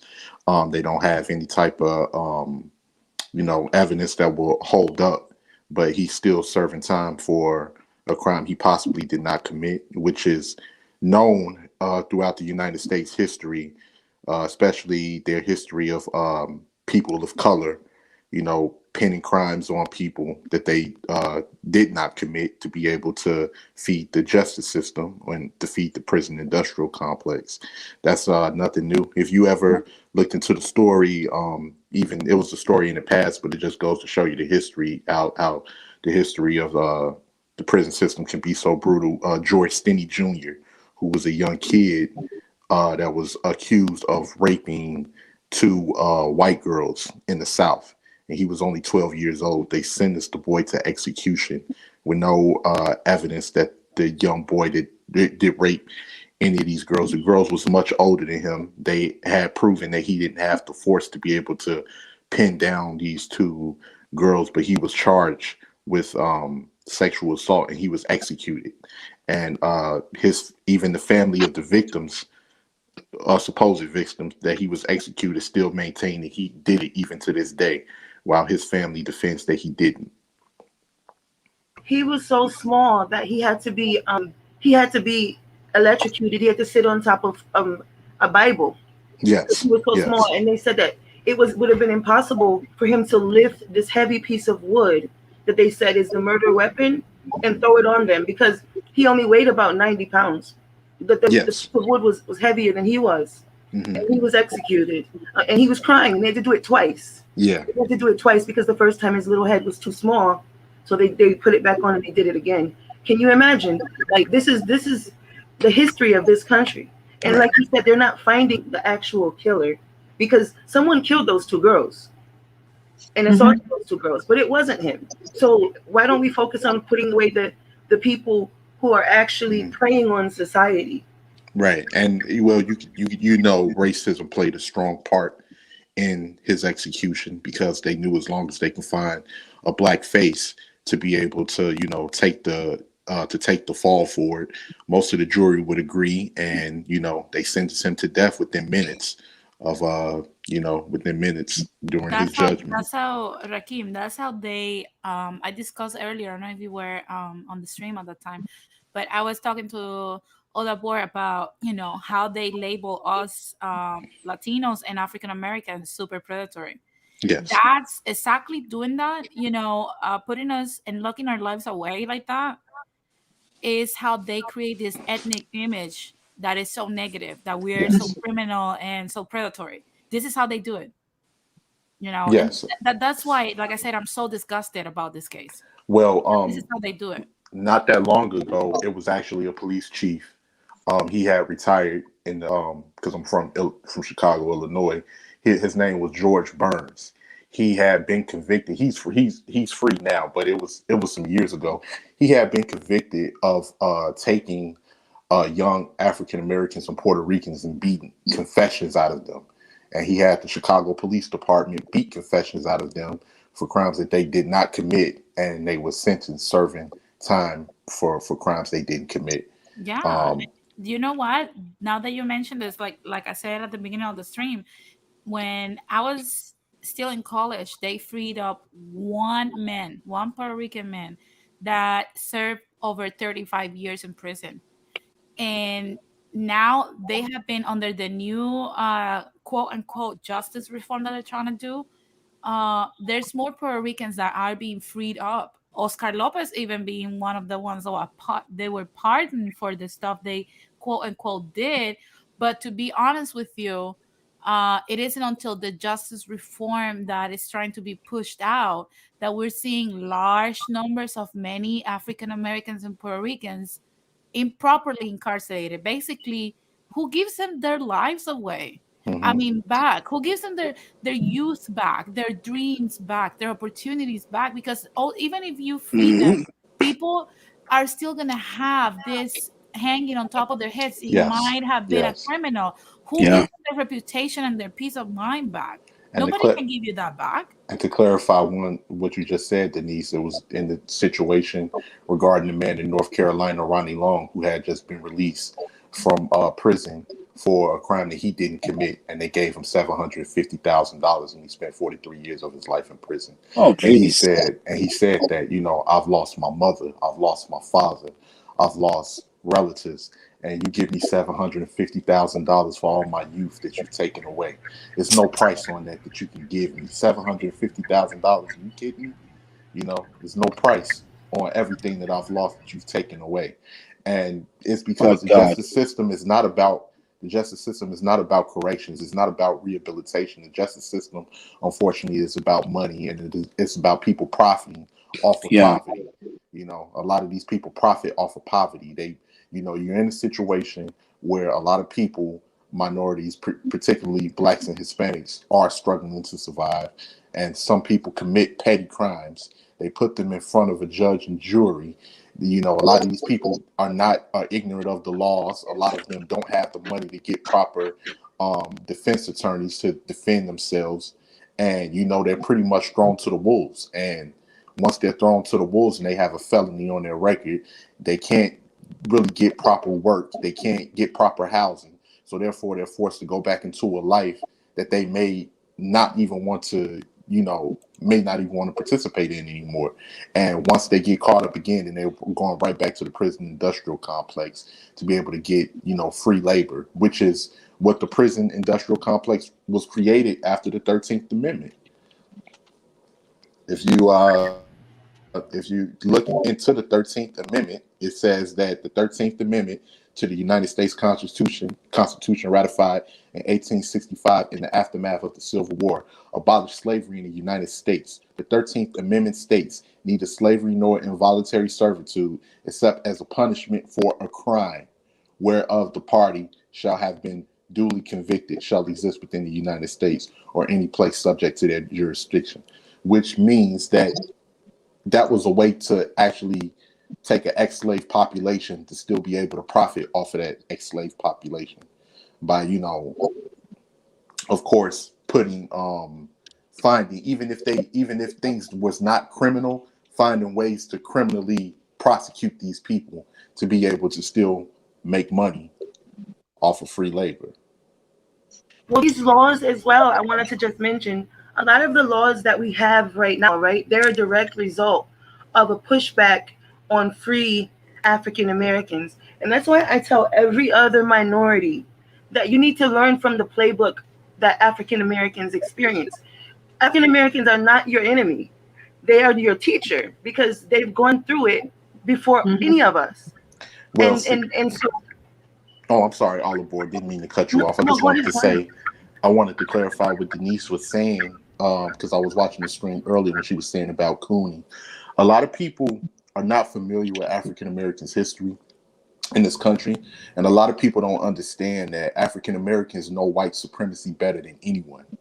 anyone in this country, because originally we was the ones that was subjugated to all of the prejudice. We were subjugated to the racism, the oppression, from lynchings to the prison industrial complex to Jim Crow to redlining to of course, when you guys was talking about the Second Amendment, all of those gun laws that are in place now was to prevent African Americans from being able to own firearms to defend themselves against people that were looking to do them harm, especially in racist times.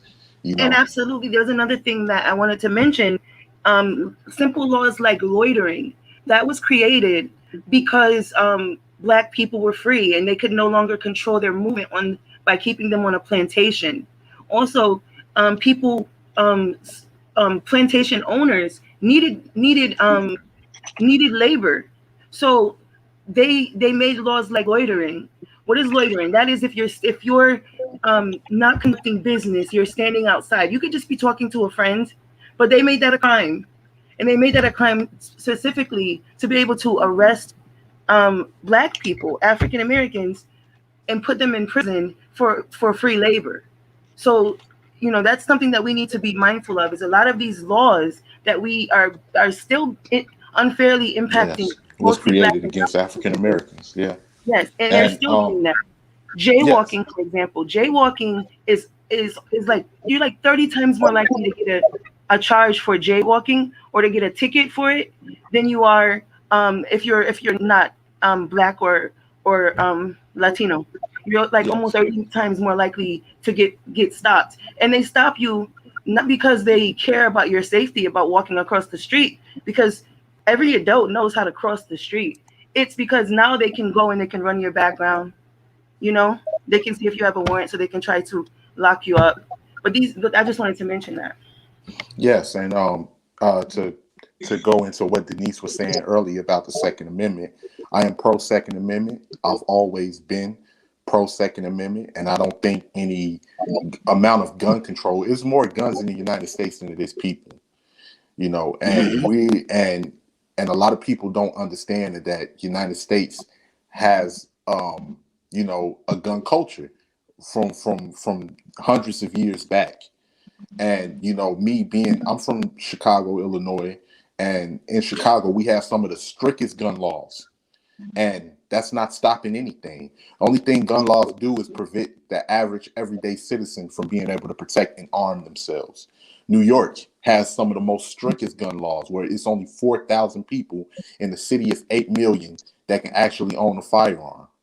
And these laws are not helping at all. It only restricts citizens from being able to be able to protect themselves, because we're in a situation where the government the government doesn't want people being able to own firearms, especially if they're looking to do underhanded things to the public. They're not looking to have a revolt where people have firearms. When you look at places like Australia and London, firearms is not the issue, especially over in London. A lot of their crimes are committed with knives because a lot of them can't get firearms. It's poverty that's the issue.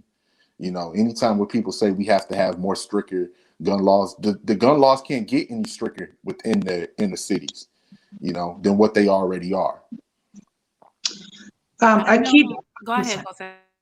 I return to what I'm saying is you have to have one national standard as far as guns is concerned. Because as long as you have 50 different standards, I mean, like state, like New York, like when I live, we can continue to have more stringent gun laws up the wazoo. But until people can go to states where the gun laws is not as strict, they're gonna go to these states, they're gonna buy these weapons, and they're gonna do whatever. You need one national standard. And one thing that we need to address is when we see people that been imprisoned against their will. I'm not the prison, they were unlawfully imprisoned. There was no justification. You can just imagine the mental anguish that they go through. and the post-traumatic stress syndrome, that even when they do get free, they're dealing with another mental garbage, spending 20, 30, 40, 50 years in prison when there was no justification. Yeah, I don't know if you guys can see the stop and frisk in the last 3 years. I'm not gonna pull the 2016, but in 2017, the NYPD alone, right, did 11,629 stops, right? Out of those 11,000, right, 7,833, almost 8,000, 67% were innocent. Now, out of that 11,000, 6,595 stops were Black people, African Americans, 57%, more than half, right? And 3,567 were Latinos. I don't like the term Latinx, but that's the way they documented it. It's Latino, 31%. So basically, 88% of stop and frisk is in our communities. They're terrorizing our neighborhoods. If you look at 2018, the same number, 58%. And if you go to 2019, right, you have a similar number. So basically, only 1,000, average 1,000 of stops are for white people. When they say, oh, white people also get killed, I don't, like I said, I'm not here trying to divide people into liking or disliking white people. What I'm saying is Right. like, you know, this is not a problem that only affects us. It just affects us disproportionately. Now, Exactly. A higher the ratio. yes, they're terrorizing our neighborhoods. Now, when it comes to white people, I'm not saying that they don't go through stuff. They go through stuff. Now, where is their outrage for their people? So we have to actually mimic their lack of action for their people getting killed or their people being stopped and frisked innocently because they do it. Are we Well, supposed to do when we're having even more people being exposed to this disproportionately? I'm telling you, 88% is always us. I'll tell you something, Denise. I'll tell you a story that I'll never forget. When I was younger, I moved to Des Moines, Iowa. And in Des Moines, Iowa is a small black and Latin community. And most of the blacks and Latinos that live in Des Moines, Iowa, we all come from Chicago. I had a friend that was going to, we both worked at Best Buy, and he was going to Drake University. And Drake University is a real nice college out there in Des Moines. And he wanted me to come visit him in his dorm. So I went to go visit him in his dorm. You know, we was talking, we was hanging out. And lo and behold, it was people that was coming to his dorm that he was selling drugs to. Yeah. And I remember asking him, I said, man, you know, you don't really need the extra cash. Your family's got money. You're you know, you in a nice school, you know, you work at Best Buy for extra money. Why do you have to sell drugs? And I never forget his response to me. His response was, it's because I want more fast cash and no one will ever expect that I sell drugs. And Hmm. he was absolutely correct. Yeah. He wear Abercrombie and Fitch sandals. People would see me and him and think I was the one that was selling drugs. Yeah. Because of the profiling. It's like I don't know if you guys heard about soccer moms selling drugs to live in their suburbs and be able to afford this. I'm like, soccer moms are going back and forth through these drug transactions as mules because people will never suspect that while they're driving their Prius and living their The suburban Prius. lives, that they're actually doing this you There was a know saying that they, I saw. they got them bricks in the Tupperware. You feel yeah, me? They because got them bricks because in the it goes Tupperware. it goes to the ethnic image that, like I said, that how they perpetuate an ethnic image that it really doesn't represent us. This has been created and manufactured to make Yeah. us look like And this. and you But know I Yo, what, want to get Karen got into that plug. Karen that what got you that saying said, plug, that son.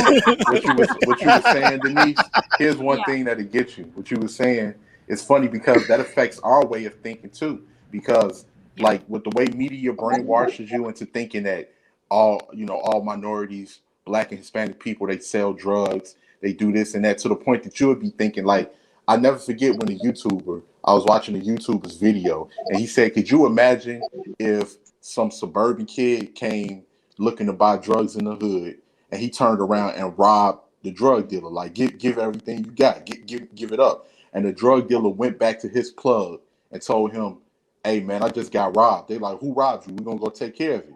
He was like, I got robbed by this white suburban dude. He said his plug will look at him and say, you're lying, and shoot him, You which is I said, true. wanted to I wanted to mention something.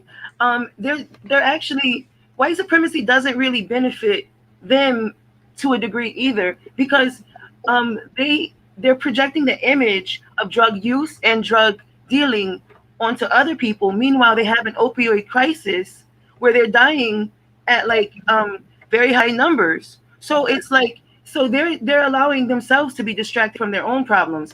There's a doctor named Dr. Mark Lamont Hill. He said, if you look for drugs, you're going to find it where you look for it. So he said, if you were to go to any college campus in America, any Ivy League school, and you look for drugs there, you stop and frisk them, they're going to have it, right? But they're not looking in their neighborhoods.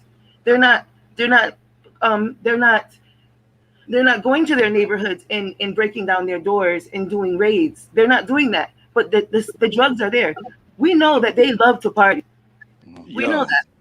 listen. I'm gonna introduce Radical Latino. He joined us Rad. today. Red. What's up, Dun, dun, Rad? dun, dun, What's going on, dun. guys? Born radical. Thank you for Good having evening. me. Thank you. Yes, good evening. Thank you for having me. Shout out to everybody in the panel. Shout out to Rakim Allah, Boy, my boy. Rotep, all aboard, Yo. Jose and Denise. Thank you for having me. I'm not gonna be long winded. I'm not gonna stay here for long. I just wanted to give my opinion, and also uh give my opinion on a channel that definitely supports Black and Brown unity. I know we're talking about two different topics. The first Mhm. topic is about that brother that's locked up right now. I don't want him to be a OJ Simpson type of trial. You know what I mean? Yeah. I don't want them to railroad him and Mhm. Mark Furman the whole thing. For people who might not know, Mark Furman was a cop that coincidentally found all the evidence on OJ, and he was also the same cop that was recorded saying the N word and said and also admitted to planting evidence to putting black people away. So again, I don't want them to Mark Furman this whole thing. I don't know too much about the case, but for the small things I do know, it's not adding up. It doesn't add up whatsoever. Definitely. So that's something that we definitely, as a community, need to band together and actually start putting our voices out loud and having our voices heard. Now, for this Second Amendment, I am a pro-gun advocate. I support the Second Amendment. I think that everybody should have the legal right to own a firearm, big or small, it don't matter. I have to disagree with Denise about the whole age, type of thing. The reason why I will have to disagree is because I am coming from a background where assessing a gun and getting it was extremely easy in the hood. All you gotta do is know the right person to buy it from. That's it. Maybe it was rusty, but who gives a fuck? It might have jammed, but who cares? But there was no such thing as gun oil in the hood. There was A&D type of or we WD use 40. car oil. Yeah, WD-40 to clean the joint. So it's not recommended, but when you don't have nothing else, to have or to actually help it go along. You're gonna do whatever you're gonna do. Now, I've seen situations and I've experienced situations where 14, 13, even 12-year-olds with their first gun, they get an itchy trigger finger, and they don't know how to. They're not thinking responsible. They're I thinking agree. now I got the power, and you know how many Mexicans and how many hardworking people got sticked up. Come on now, And this is just to, oh, this I'm is the sorry. yeah, no, sorry. This, Oh, this is this is the thing. I was in junior high school, and I remember this kid was getting bullied. Homie got his older brother's gun the next day, pistol whipped the kid, broke his nose and broke his two front teeth. That was the last time he got bullied, but you know, he also faced some heavy consequences. You know what I'm saying? And that's as much as I'm gonna say. The fact is that I believe that there needs to be a certain age on owning a gun. Having our kids be gun responsible is a good thing, and teaching them the ways on how to operate a gun is also a good thing. I'm not against that. But saying that you could own a gun with no age restriction, I think that's a little wild.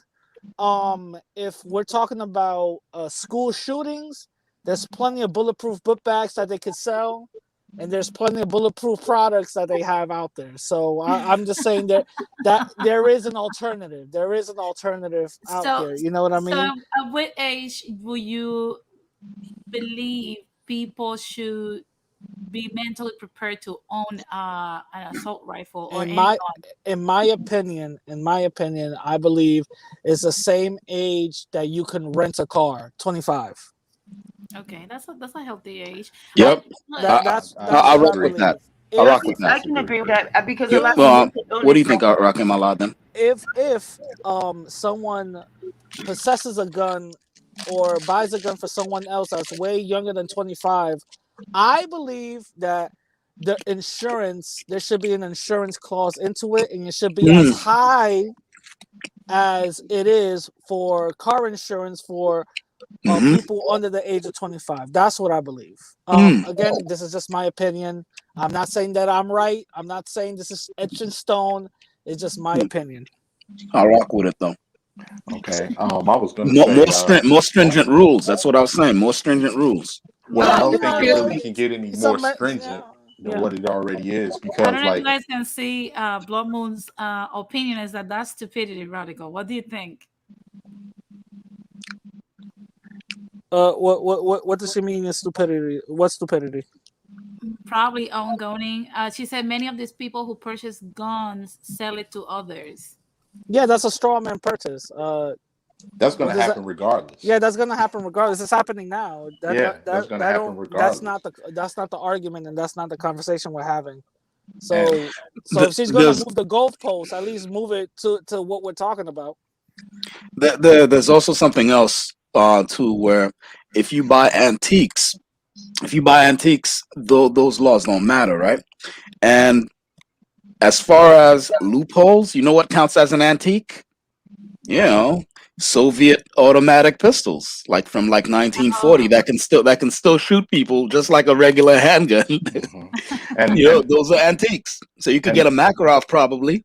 yeah. And the crazy thing about that situation, like what we was talking about, Mm, for instance, gun buyback programs. They've had gun buyback programs in Philadelphia, in Chicago, and the stupidity of these people that create these gun buyback programs. And when you look on the table, because I've been to one. When you look on the table, I'm like, these are Elmer Fudd shotguns. Who do you think are using these?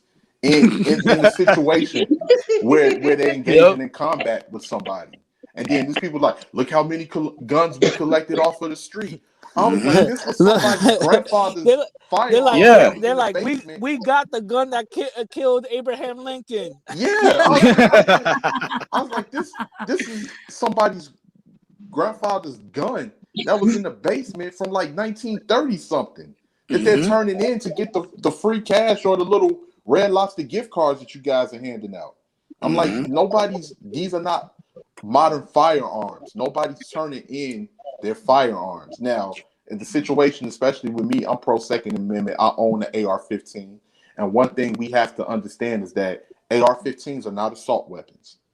We don't have assault. The only assault weapons that are in the street are something that's been illegally customized, where it's able to shoot fully automatic. If it's fully automatic, it can be considered an assault weapon because fully automatics are what the military use. Yep. We, the ones that are given to civilians, are semi-automatic rifles and semi-automatic pistols, where, for instance, AR-15 does not stand for assault rifle 15. It is called the Armalite rifle because Armalite was the company that created the rifle to be able to arm civilians. What they're concerned about, what most of these people who are advocates against it, what they're concerned about is that you can, with enough knowledge, you can buy a civilian grade, and you don't even have to bump stock in order to get like continuous fire going. You can file down the mechanism that prevents it from becoming fully auto, and then convert it into a full auto. That was a big thing that they had litigation going against about, like, I don't know, 2010 and stuff like that, where people were actually buying, they were buying AK-47s that can only shoot one round at a time, and they were altering it so that basically it's a Rambo gun, you know. Uh, so that I think that's a very tricky Yeah, part of I, I, I I the do dynamic. I do want to say that the benefits of moving upstate outside of the city of New York. I am upstate. The law for guns are different. Once I found out that I was able and legally able to actually own a rifle or a shotgun, because that's the only thing that you can buy from upstate New York where you don't have to wait so long. I bought myself a pump action shotgun. All You right. know, all black. You know what I'm saying, with the mountain shoulder grip. You know what I'm Oh my saying, god. and I went on Amazon and I got the flashlight. Did I need it? No. Do I But you want it? wanted it, Yes. yes. You know what I'm saying? The whole point, and also I got the buckshot. Yo, them joints is Yeah. huge. Can I say something with all, for all, what all, I, Blood all Moon I'm is saying saying? is all I'm saying is whenever I do show my face and motherfuckers want to feel froggy, I'm gonna leave a hockey hole puck heavy low chest if you come in my place. That's all I gotta say. You know what I'm saying? Because Yeah. you know what I mean. But my shorty doesn't like it. My shorty doesn't like it. My You have to shorty teach her, my shorty Radical, is like, because I know, I understand that, but my shorty is like, no, no, they have it in your. I'm sorry, my fault. Nah, leave it in the closet, and I'm like, nah. If you hear something, you ain't gonna go out. I'm gonna go out, and I'm not Yeah. gonna go out, 100%.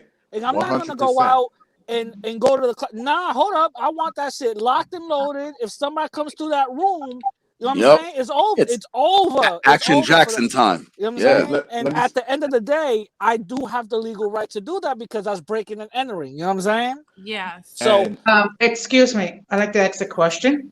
yeah, I'd like to ask Radical this question, if I may. yeah, sure. What's up? Um, One problem we have in this country is we have 50 different set of laws when it comes to guns. How do you feel about like a national standard? So that because what happened is one city could have the toughest gun laws ever.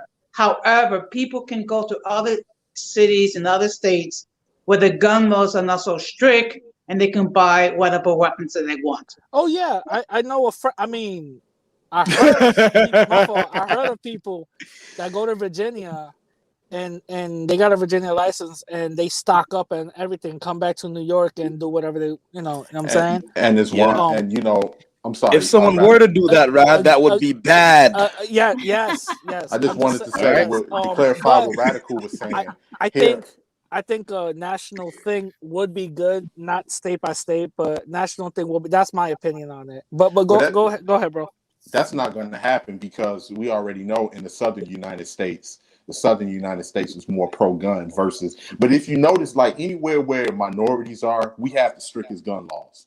but Yeah, That's a nowhere fact. That's a fact. Yep. yeah, nowhere in other states where it's a majority white population, they have the most relaxed gun laws. And here, just like what Radical was saying, here in Chicago, Chicago is right next to Indiana. The city of Chicago borders Hammond, Indiana, where a lot of people will go over and purchase guns in Hammond because you don't need a gun card, you don't need a FOID card or anything. You can just buy them right out the store. Some people will go over there and purchase them. And another thing people tend to forget is that none of these guns are manufactured by African Americans or Latin Americans. You know, Glock, Sig Sauer, um, Smith and CZ, Wesson. all of these are European companies. So like we don't really have the power as far as just if we ban things, it's gonna be restricted and nobody's gonna be able to get their hands on them. You have people that live in small hillbilly towns that's going up into the inner cities and selling firearms. But that's something that don't no one really, covers. You have people, bikers and everything that's going into the inner city and say, hey, we got guns for sale. And these are guns yep, that they have obtained, you know, in relaxed in states where the gun laws are very relaxed. And of course, with the way that the gun laws are set up, the gun laws were set up and created this way in order to prevent African Americans from having guns. Because just think, in Alabama and Mississippi and Florida and different areas where the Klan been running around looking to lynch black people if they knew they had firearms to shoot back, they wouldn't. I want to address Also, the. if you don't want to leave fingerprints on a gun, use electrical tape on the handle, and you'll be all right. so he's heard. And you know what? Yeah, One more thing, Denise. I just wanted to address Blood Moon's comment. That's what I was Um, gonna go. yeah, let's get rid of gun shops in the Second Amendment and confiscate all civilian guns. And man, that's then crazy. is Blood Moon a woman? Is Blood That Yeah, Moon a Yeah. woman? yeah. yeah, Okay, and then the second that something happens where you're violently assaulted or robbed, you're going to be begging men to stand Well, up and well, not protect you only that, with not nothing to only protect that. you with. That means the government could literally pass any law Do and do whatever they anything to want. us. Yeah. Didn't that happen to in Nazi Germany? They started Yes. Yes. taking That's all the exact. guns Yes. to the Jew. that's what I was Yeah, Yes. saying. Yeah, so I was saying nah. historically, it's never worked out when you disarm the civilian population. And also just for the people just to know, to get gunpowder residue off your hands, use milk. You know what I'm saying? You Oh got my to use milk Yo, Milk? this and dude got and the got the Milk? do dirt. He's got the do and dirt I'm like, you methods, know what I yo. mean? You know what I'm saying? Use milk. Hey, Wash your hands off with milk. that's You the know what I Bronx mean? for you. That's the Bronx for you. What kind of Yo, You know what I'm saying? yo, what that's a kind do of dirt nigga, yo. I heard that's what works. I'm just saying, you know what I You know what mean? I'm saying? That's how change it. That's how change it. I never tested it out. No, but also in the hood, what we got is these things called shot spotters. It's listening devices Yeah, all up around each corner, and they only listen for gunshots, and they're yeah, extremely accurate. So if somebody if this is your first time owning a gun, please do it. Please do it legally and go to a fire range. But if you're too excited and you want to go to a roof, make sure it's more than 30 floors. Y'all could go to a roof, do it up in the air, do what y'all gotta do. You know what I'm saying? But I'm just, you know what I mean? yo, I'm just saying. Like I said, Radical okay? wild. like I He's said, wild. use milk and y'all good. You know what I'm saying? And we You never had this conversation. yeah, yeah, we've never had and yeah, I just heard this is what I heard. This is what I heard though. This is We what I have heard. Maceo. How are you, Maceo? Good, good, good. How you doing? How you doing? Good, good. What do you think about Vincent Simmons' case and also the Second Amendment? Like, what are your thoughts on that? I don't know who Vincent Simmons is, but I love guns. So that's that. I don't. I'll be. I don't know who Vincent Simmons is. I haven't heard of this case, but I love Okay. guns. And one of the best things about living in Florida is we have a lot of guns down here, and we there's a gun shop everywhere. The only thing that sucks right now, the reason why I haven't been shooting is because the price of ammo is still pretty expensive. and they're not selling the buckets of range ammo like they used to, where for like I don't know, 40, $50 you could have got a big bucket Right. of Right. range ammo and you could have been shooting your heart's content. Yeah, So yeah. Ammo that's has gone up, by the way. huh? Ammo has gone up, It has by the gone way. Oh up yeah, tremendously. Yeah. yeah. That's However, another, I think that's another way of regulating, certain things. Well, if I'm another thing if that people, I'm sorry, you go ahead, mm. Marcel. No, I'm just gonna say if people want to look into an alternative I personally like Springfields. I'm a big Springfield fan, but Springfields are a little too expensive, just like Glocks are too expensive. And every time a new generation of Glock comes out, forget about it. You're talking about a $600-700 gun. Sig Sauers could cost over $1,000 for really nice ones. Yes. I suggest that the Turkish made guns like Canik and Salsamars or SAR USA, that's the short name for them. Very good guns, striker fire pistols. They shoot very well, and they're not going to break the bank. I mean, you could get a SAR CZs, USA, huh? CZ is pretty good as well. Well, see, that's the thing. The SARS came out with something called the Combat Master, so it's a second generation, and it's a CZ knockoff. So you could actually use CZ magazines that have like 18 capacity inside these pistols. They work great. I'm telling you, they sell Mech Guard magazines for these pistols that they're CZ clones, and they work fantastic. We're talking you could get in one full magazine at least 19 rounds. I'm telling you, look into the Turkish made pistols. I understand that some of these white boys have problems with those pistols because of ideological reasons. I don't. I love them. So, they don't say What do you shit. guys think? What do you guys think about what Godzilla Megatron is saying, that he supports stop and frisk, even though I showed the disproportional rate that He's this. a racist troll. He's a racist troll. No, Godzilla Megatron is one of these little racists that lives in the Bronx that Yeah, never been outside. That's always on YouTube, so he thinks he knows what he's talking about. He doesn't. yeah. Those motherfuckers used to stop me in the last days of Giuliani, in the early days of fucking Bloomberg. If anybody knows New York, the transfer from Times Square to the Port Authority, you got that big long ass hallway when you're switching from the one line That's that over long to the strip A on line. the ground. That's that long strip on the That's that ground. Yeah, long strip on the ground. There yeah. used to be a fucking desk There's right in the middle of that there's some motherfucking. stores. There's some stores and a Yeah, bunch of homeless people on the at the side side. of the. Yeah, There's stores in because I used to buy CDs. They had a Latin music shop in the Times under the oh in yeah, where the right Times next to Square the one was, stairs, right? Right next to the right next stairs. to the stairs where the Yeah, I know shuttle which one you're train talking was. about. Yep. All right, but when you walk that long ass fucking hallway, habían unos cabrones guardia ahí that they had like a desk, and it was always the same group of pieces of Yeah, and they shit would just every pick you time. out. They'll just pick you out. Every They'd like time point I to you. walk past those motherfuckers, they would always pick me out and see what I had in my backpack. Always. Yep. It never fucking failed. I stopped taking my transfer there.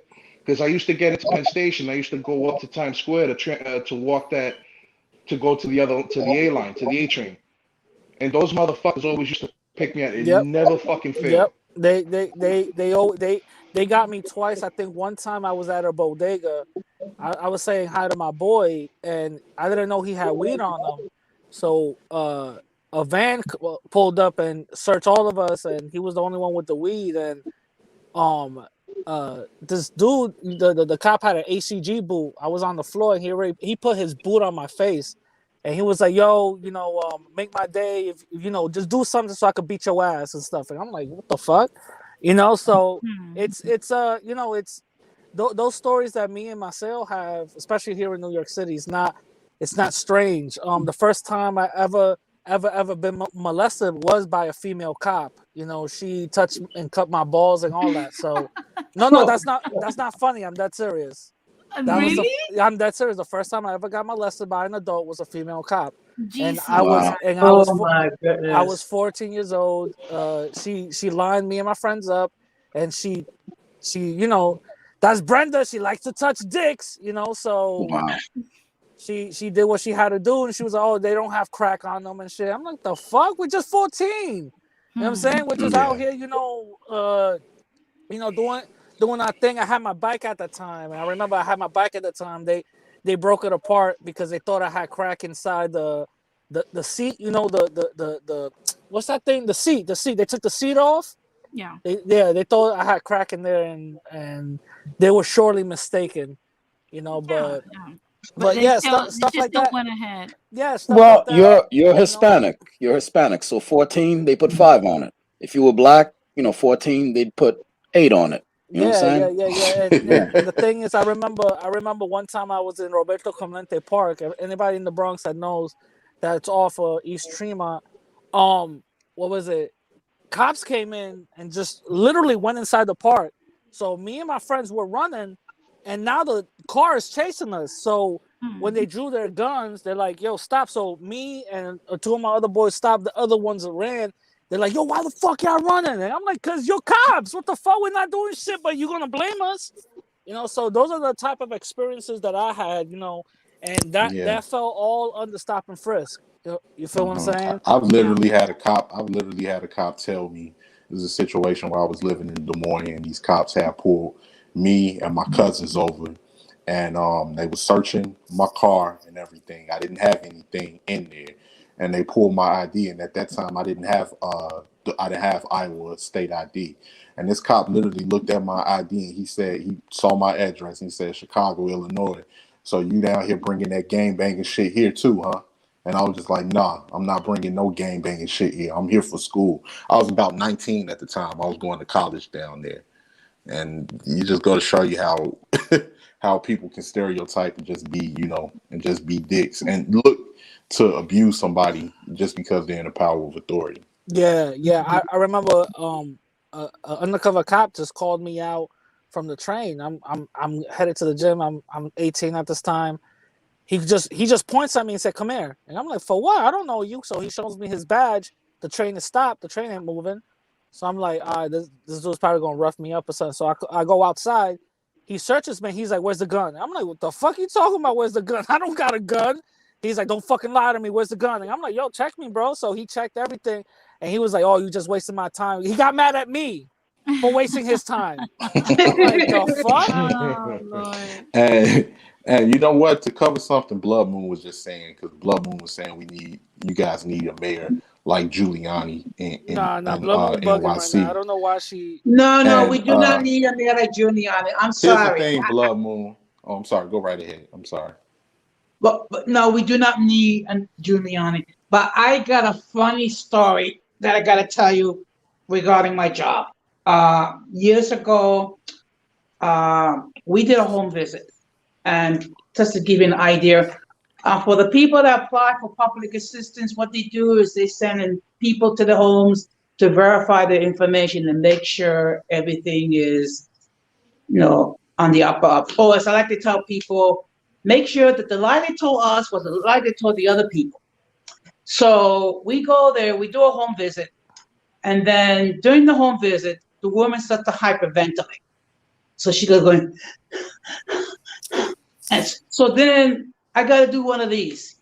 Okay, lady, please take a deep breath.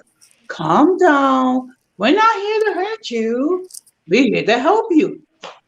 So then we do the interview. And just as we're getting ready to leave, the lady tell us, I need to get laid.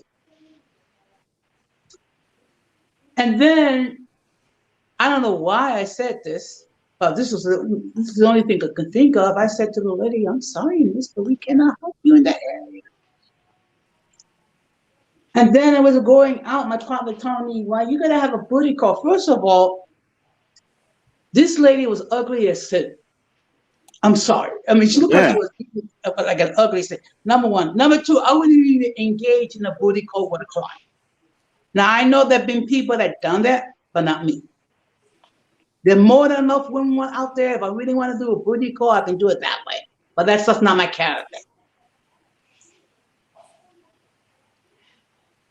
So And to clarify on one thing Blood Moon was saying, um, Blood Moon, because you're saying, we're just saying to get, when there was a lot more cops over the NYC streets, it would say. and the other stuff that you were saying.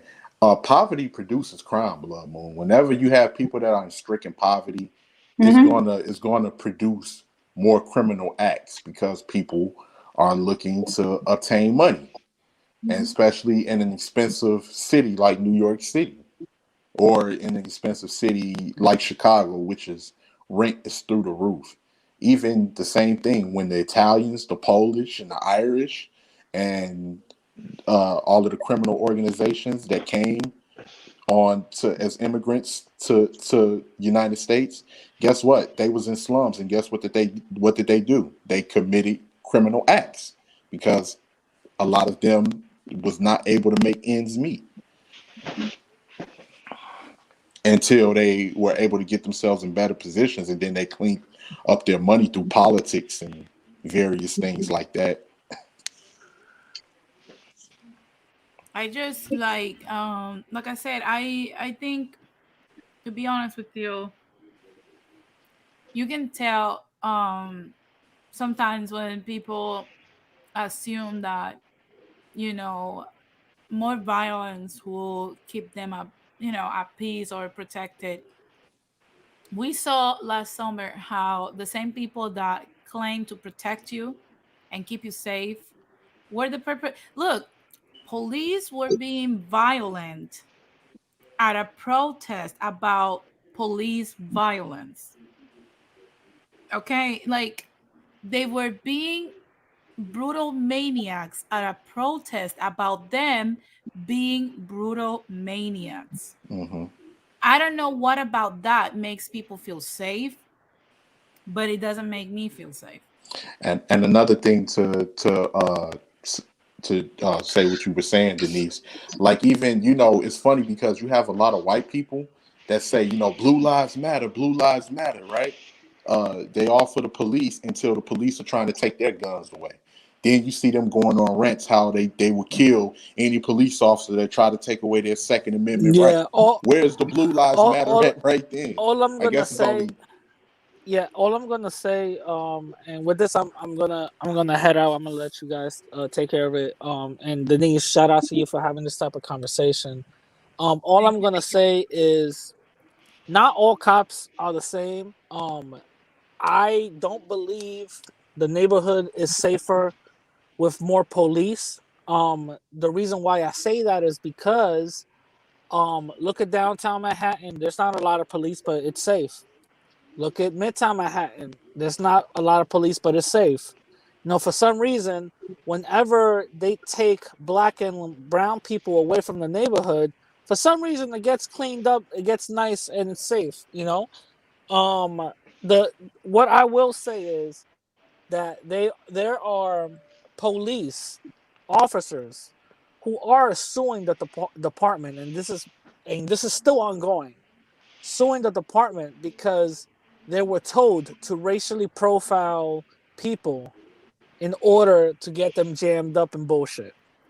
This is not me talking. This is police. You guys can even go and see the lawsuit that is still ongoing since 2012. So this is not something I'm making up. This is not something that my sales making up. This is not something that Rakim Allah is making up. This is not something that we're making up. This is something that we experience, and this is something that is true. This is something that we didn't come up and say, "Yo, let's all make up a lie together saying that police is bad." No, it's something that's actually happening, and systematically, they're targeting black and brown people. This is something that we have to be aware about and cognizant about. We could play the whole blame game all we want. What makes you? Why you out this late and all this other stuff? That's nice. At the end of the day, we should not be being targeted just walking down the street. We should not be stopped and frisked whenever they feel like it. You know, last time I checked, I'm supposed to be a citizen, so my rights don't apply to another person that is Caucasian. You know what I'm saying? You have the So right to not be to unlawful search and seizure. That's like built in the exactly, exactly. So Constitution. if we really want to break it down, that means that that means that the Dred Scott decision is in full display when it comes to black and brown people. That's basically what I gotta say. I want to give a shout out to everybody in the panel in the chat, and I'm out. Peace. All Thank you, right, Radical, man. for joining Have a us. good And night. Night. what Radical was just saying, like even over here in Chicago, what he was saying, the gentrification. A lot of these areas, for instance, white people are moving back into Humboldt Park, which is located on the northwest side of Chicago. The neighborhood is called Paseo Boricua, and it was a predominantly Puerto Rican neighborhood, and a lot of the Puerto Ricans within that area went through a lot of police violence. It was a lot of gang violence, police brutality, where innocent young Latin men were killed, and it was riots behind that.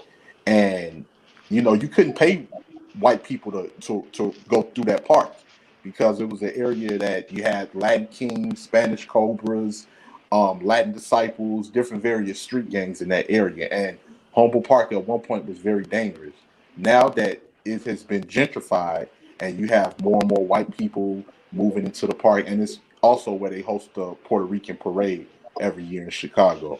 Now that you have more white people moving into that area, they've gentrified the area, they've put Starbucks up there, they've made the rent sky high, or they made the taxes for people that own the home sky high, where they cannot afford to stay there no longer. So a lot of the Puerto Ricans within the area either going back to the island, or they're going to Florida, or they're moving into the suburban area of Chicago or going to Northwest Indiana. And you see a lot of white people just going through the park. And I can remember at the time, I was like, wow, I can remember no white person would dare walk through this area. And when you take gentrification and you put it in a place where it was once an impoverished, stricken area, all that does is show that you all have the resources to, clean things up, and you all have the resources to have people to make where people have a better opportunity. It's just you chose not to, unless it's for certain groups of people. Hmm. Now, I'm gonna bring Terrell on the back, but I'm about to wrap this up because Bro Teb has his show on Thursdays. But I just want to get you guys' final thoughts on today's discussion. I'm gonna start with Jose. Jose, any closing statements to today's discussion? Well, I'm gratified that we able to discuss these topics in a mature manner. And the fact of the matter is, it's sad for this individual that, serving 48 years for a crime that quite possibly he didn't commit. And that, the fact of the matter is this gun violence is going off the charts. I think unfortunate. We lost your audio, Jose, a little bit. Okay, I'm sorry. Can you hear me now? Yeah, I can hear you now. Oh, okay. I do believe that if we can have like a national set of laws regarding guns, it might ease the problem a little bit. But I am thankful for the opportunity to discuss this matter with all of you. And as always, Denise, you do a fantastic job with your live streams. Thank you very much, and I appreciate you joining us. And like I always tell you, the doors of my cyber corner are always open to you, Jose. Thank you for sharing your thoughts with me. And probably I will pop up on do like a quick pop up on the weekend, but if not, next Monday, you guys know how we do it here. Mondays and Thursdays, 4 p.m. Pacific time, 7 p.m. Eastern time. I'll be here discussing another subject regarding business and our advancement and things that we can take into our own hands to further the freedom and the stability of our people. So thank you very much, Jose. See you next week. Okay. All right. And then good night, everybody. And please be safe because we are in the middle of a pandemic. Yeah, for Thank sure, you, for sure. Jose. Bye. Now, I see Terrell. Terrell, you didn't have the chance to talk before. What are your thoughts, your final thoughts on the topic of Vincent Simmons or the Second Amendment? Well, I find that this is really true because there have been many countless of times where black people been locked up, killed, and hanged just behind a lie of a white woman because either a black man looked down, raped them, or touched them, and that's how a lot of towns get burned down, destroyed, and people losing their home and businesses because first it started behind a lie of a white woman. So, and it happened a lot during the day. Yeah, yeah. Then years you find out that the person they accused was innocent, and it doesn't bring back all those lives, towns, and homes and businesses that they destroyed. And I believe just to make up for that, those people that suffered, the victims, deserve reparations from the government. You mean the people? Which ones are you talking about that deserve The black reparations? community, the ones Yeah, that lost yeah. their home behind riots, they deserve reparations from the government. Yeah, for sure, for sure. For services rendered, I think I have spoken about that like a lot, about the reparations thing. It's like I said, as Latinos, we can only be spectators. That's not even our discussion. We can only support our African Americans, brothers and sisters, because we were not enslaved like they were. We never had to be in servitude of this country without pay, and our lives were never at their expense like African Americans' lives were. So that's not up for our debate in the Latin community. That's their agenda, their situation, their problem, and the government needs to address that through reparations. And like I said, we can only support you guys. We're not supposed to be saying like, no, don't give them reparations, or yes, give them reparations. We're not supposed to even be in the conversation. That's not Yeah. even our community. We're only here to support that people are treated fairly and that the rights are preserved. So thank you, Terrell, for your opinion. I know Are you? you try to make it soon, but you had your own situation. So I appreciate that you came back Oh yeah, to give anytime. your Oh, no. opinion. Okay, so I'll All see right, good you. to see Like you. I said to Jose, I'll see you on the next one. Okay, All right, nice to bye. meet you. Say same. Now, Maceo, what are your final thoughts on either the Second Amendment? I know you didn't hear the Vincent Simmons case uh, discussion that me and Ola Board had. On the Second Amendment, I am 100% for it. I am trying to start a little cooperative here between black and brown people um, to increase our awareness of the Second Amendment, to do some tactical training. There are other gun clubs here in Florida that focus on that same thing, and I'm just trying to put my little grain of salt or my little grain of sand on that struggle. So what I could tell you is if you live in an area where you can obtain this with the necessary background checks legally, I suggest you do it because nobody else is going to give up their guns. So I'm not with Definitely. this. I'm not with this piece shit.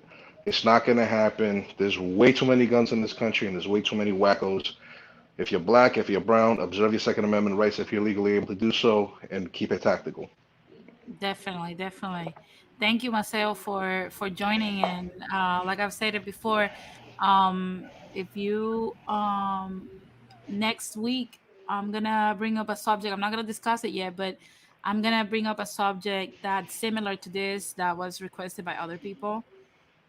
So like I said, if you guys want to catch that one too, like I'll be here Monday at 4 p.m. Pacific time. So make sure you tune in because I would love to hear from you guys as well. So thank you, I, Marcel, for your opinion and your Thank you, support. Marcel, I for appreciate it. tuning in.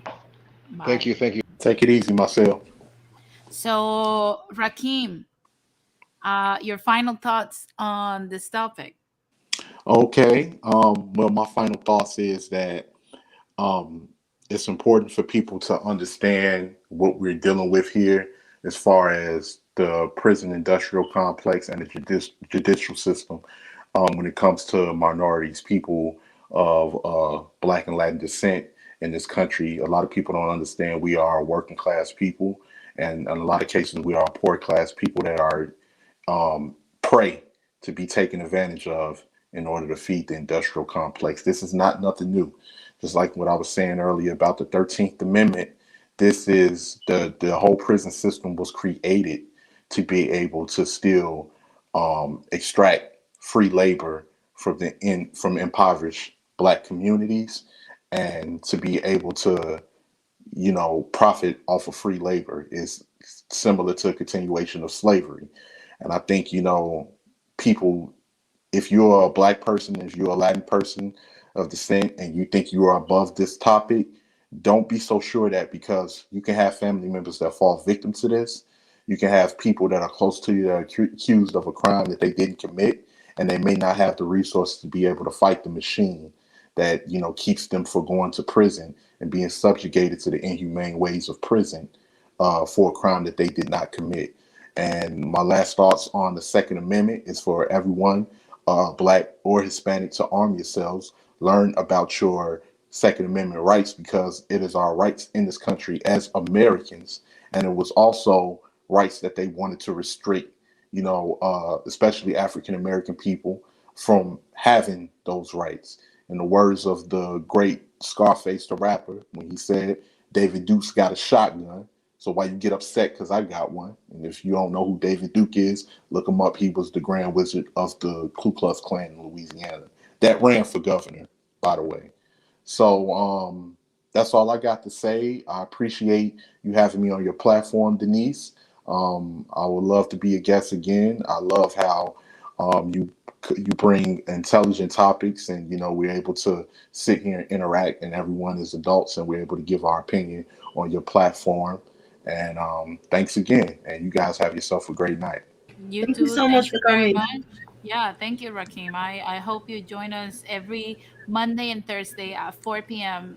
Pacific time or 7 p.m. Eastern time. So thank you very much for your support and for tuning in today. Thank you guys. I appreciate it, and you guys have yourselves a blessed night. Okay, peace. Good night. Now, Bro Tep, did you check the private chat? Um, hold on. Private chat. Yeah, I see it. Why? What's up? Oh, if I'm having it, yeah, I'm having the show. Okay, Absolutely. so before we wrap this up, I left all aboard and bro tip towards the end because, in case you guys don't know, every Thursday, my friend and special guest bro tip has an amazing show where we discuss subjects like just like this one, and they're very Yeah. interesting. It's a very hip, very interesting, and sometimes even funny uh, stream. Yeah, that's true. So every Thursday, we have these discussions on his platform. As a matter of fact, I'm about to hit over there. Yeah. So if you, once we're done with this one, go to Bro Tips channel. I don't know if you want to drop your link, the link to your channel, please. Yes. Hold on one second. Let me do Uh, that right now. It's we just I was prepping for the show. That's why. Hold on one second. So, like I said, if you want to have an intellectual, like I said, very hip, interesting, and sometimes even funny Yep. conversation, and you want to enjoy the continuance of the streams that we're doing, the type of streams we do, follow BroTep and subscribe to his channel. I can guarantee you're gonna have a lot of fun because I've had a lot of fun myself. I'll put that Now right there. I'm gonna drop the Put the link. link there, and then let me see. Your Give me one second. I'm actually gonna go to your YouTube to where you have it going on. Let And me I'll drop that on there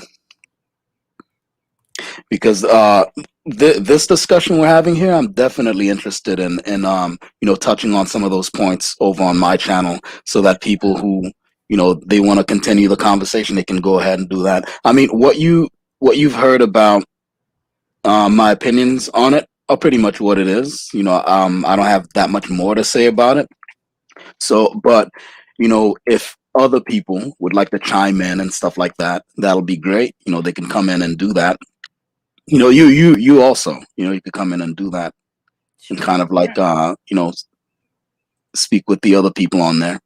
I pinned Brotev's channel until the top, so it makes it easier for you guys to access his channel once we're done here. All aboard. What are your final thoughts on today's topic that you brought to my attention so that I could, make a video out of it so that we can have the discussion? I just want to really thank you for giving me this platform. And I think everybody that came in and actually paid attention and gave their opinions. Um, I want you to remember that it's not just one Vincent Simmons.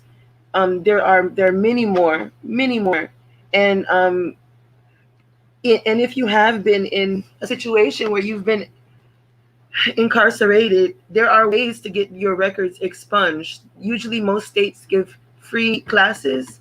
They do it like maybe every year, and so um, I like don't let having a record prevent you from being successful and moving forward in your life because there are options. We just have to be educated and educate each other.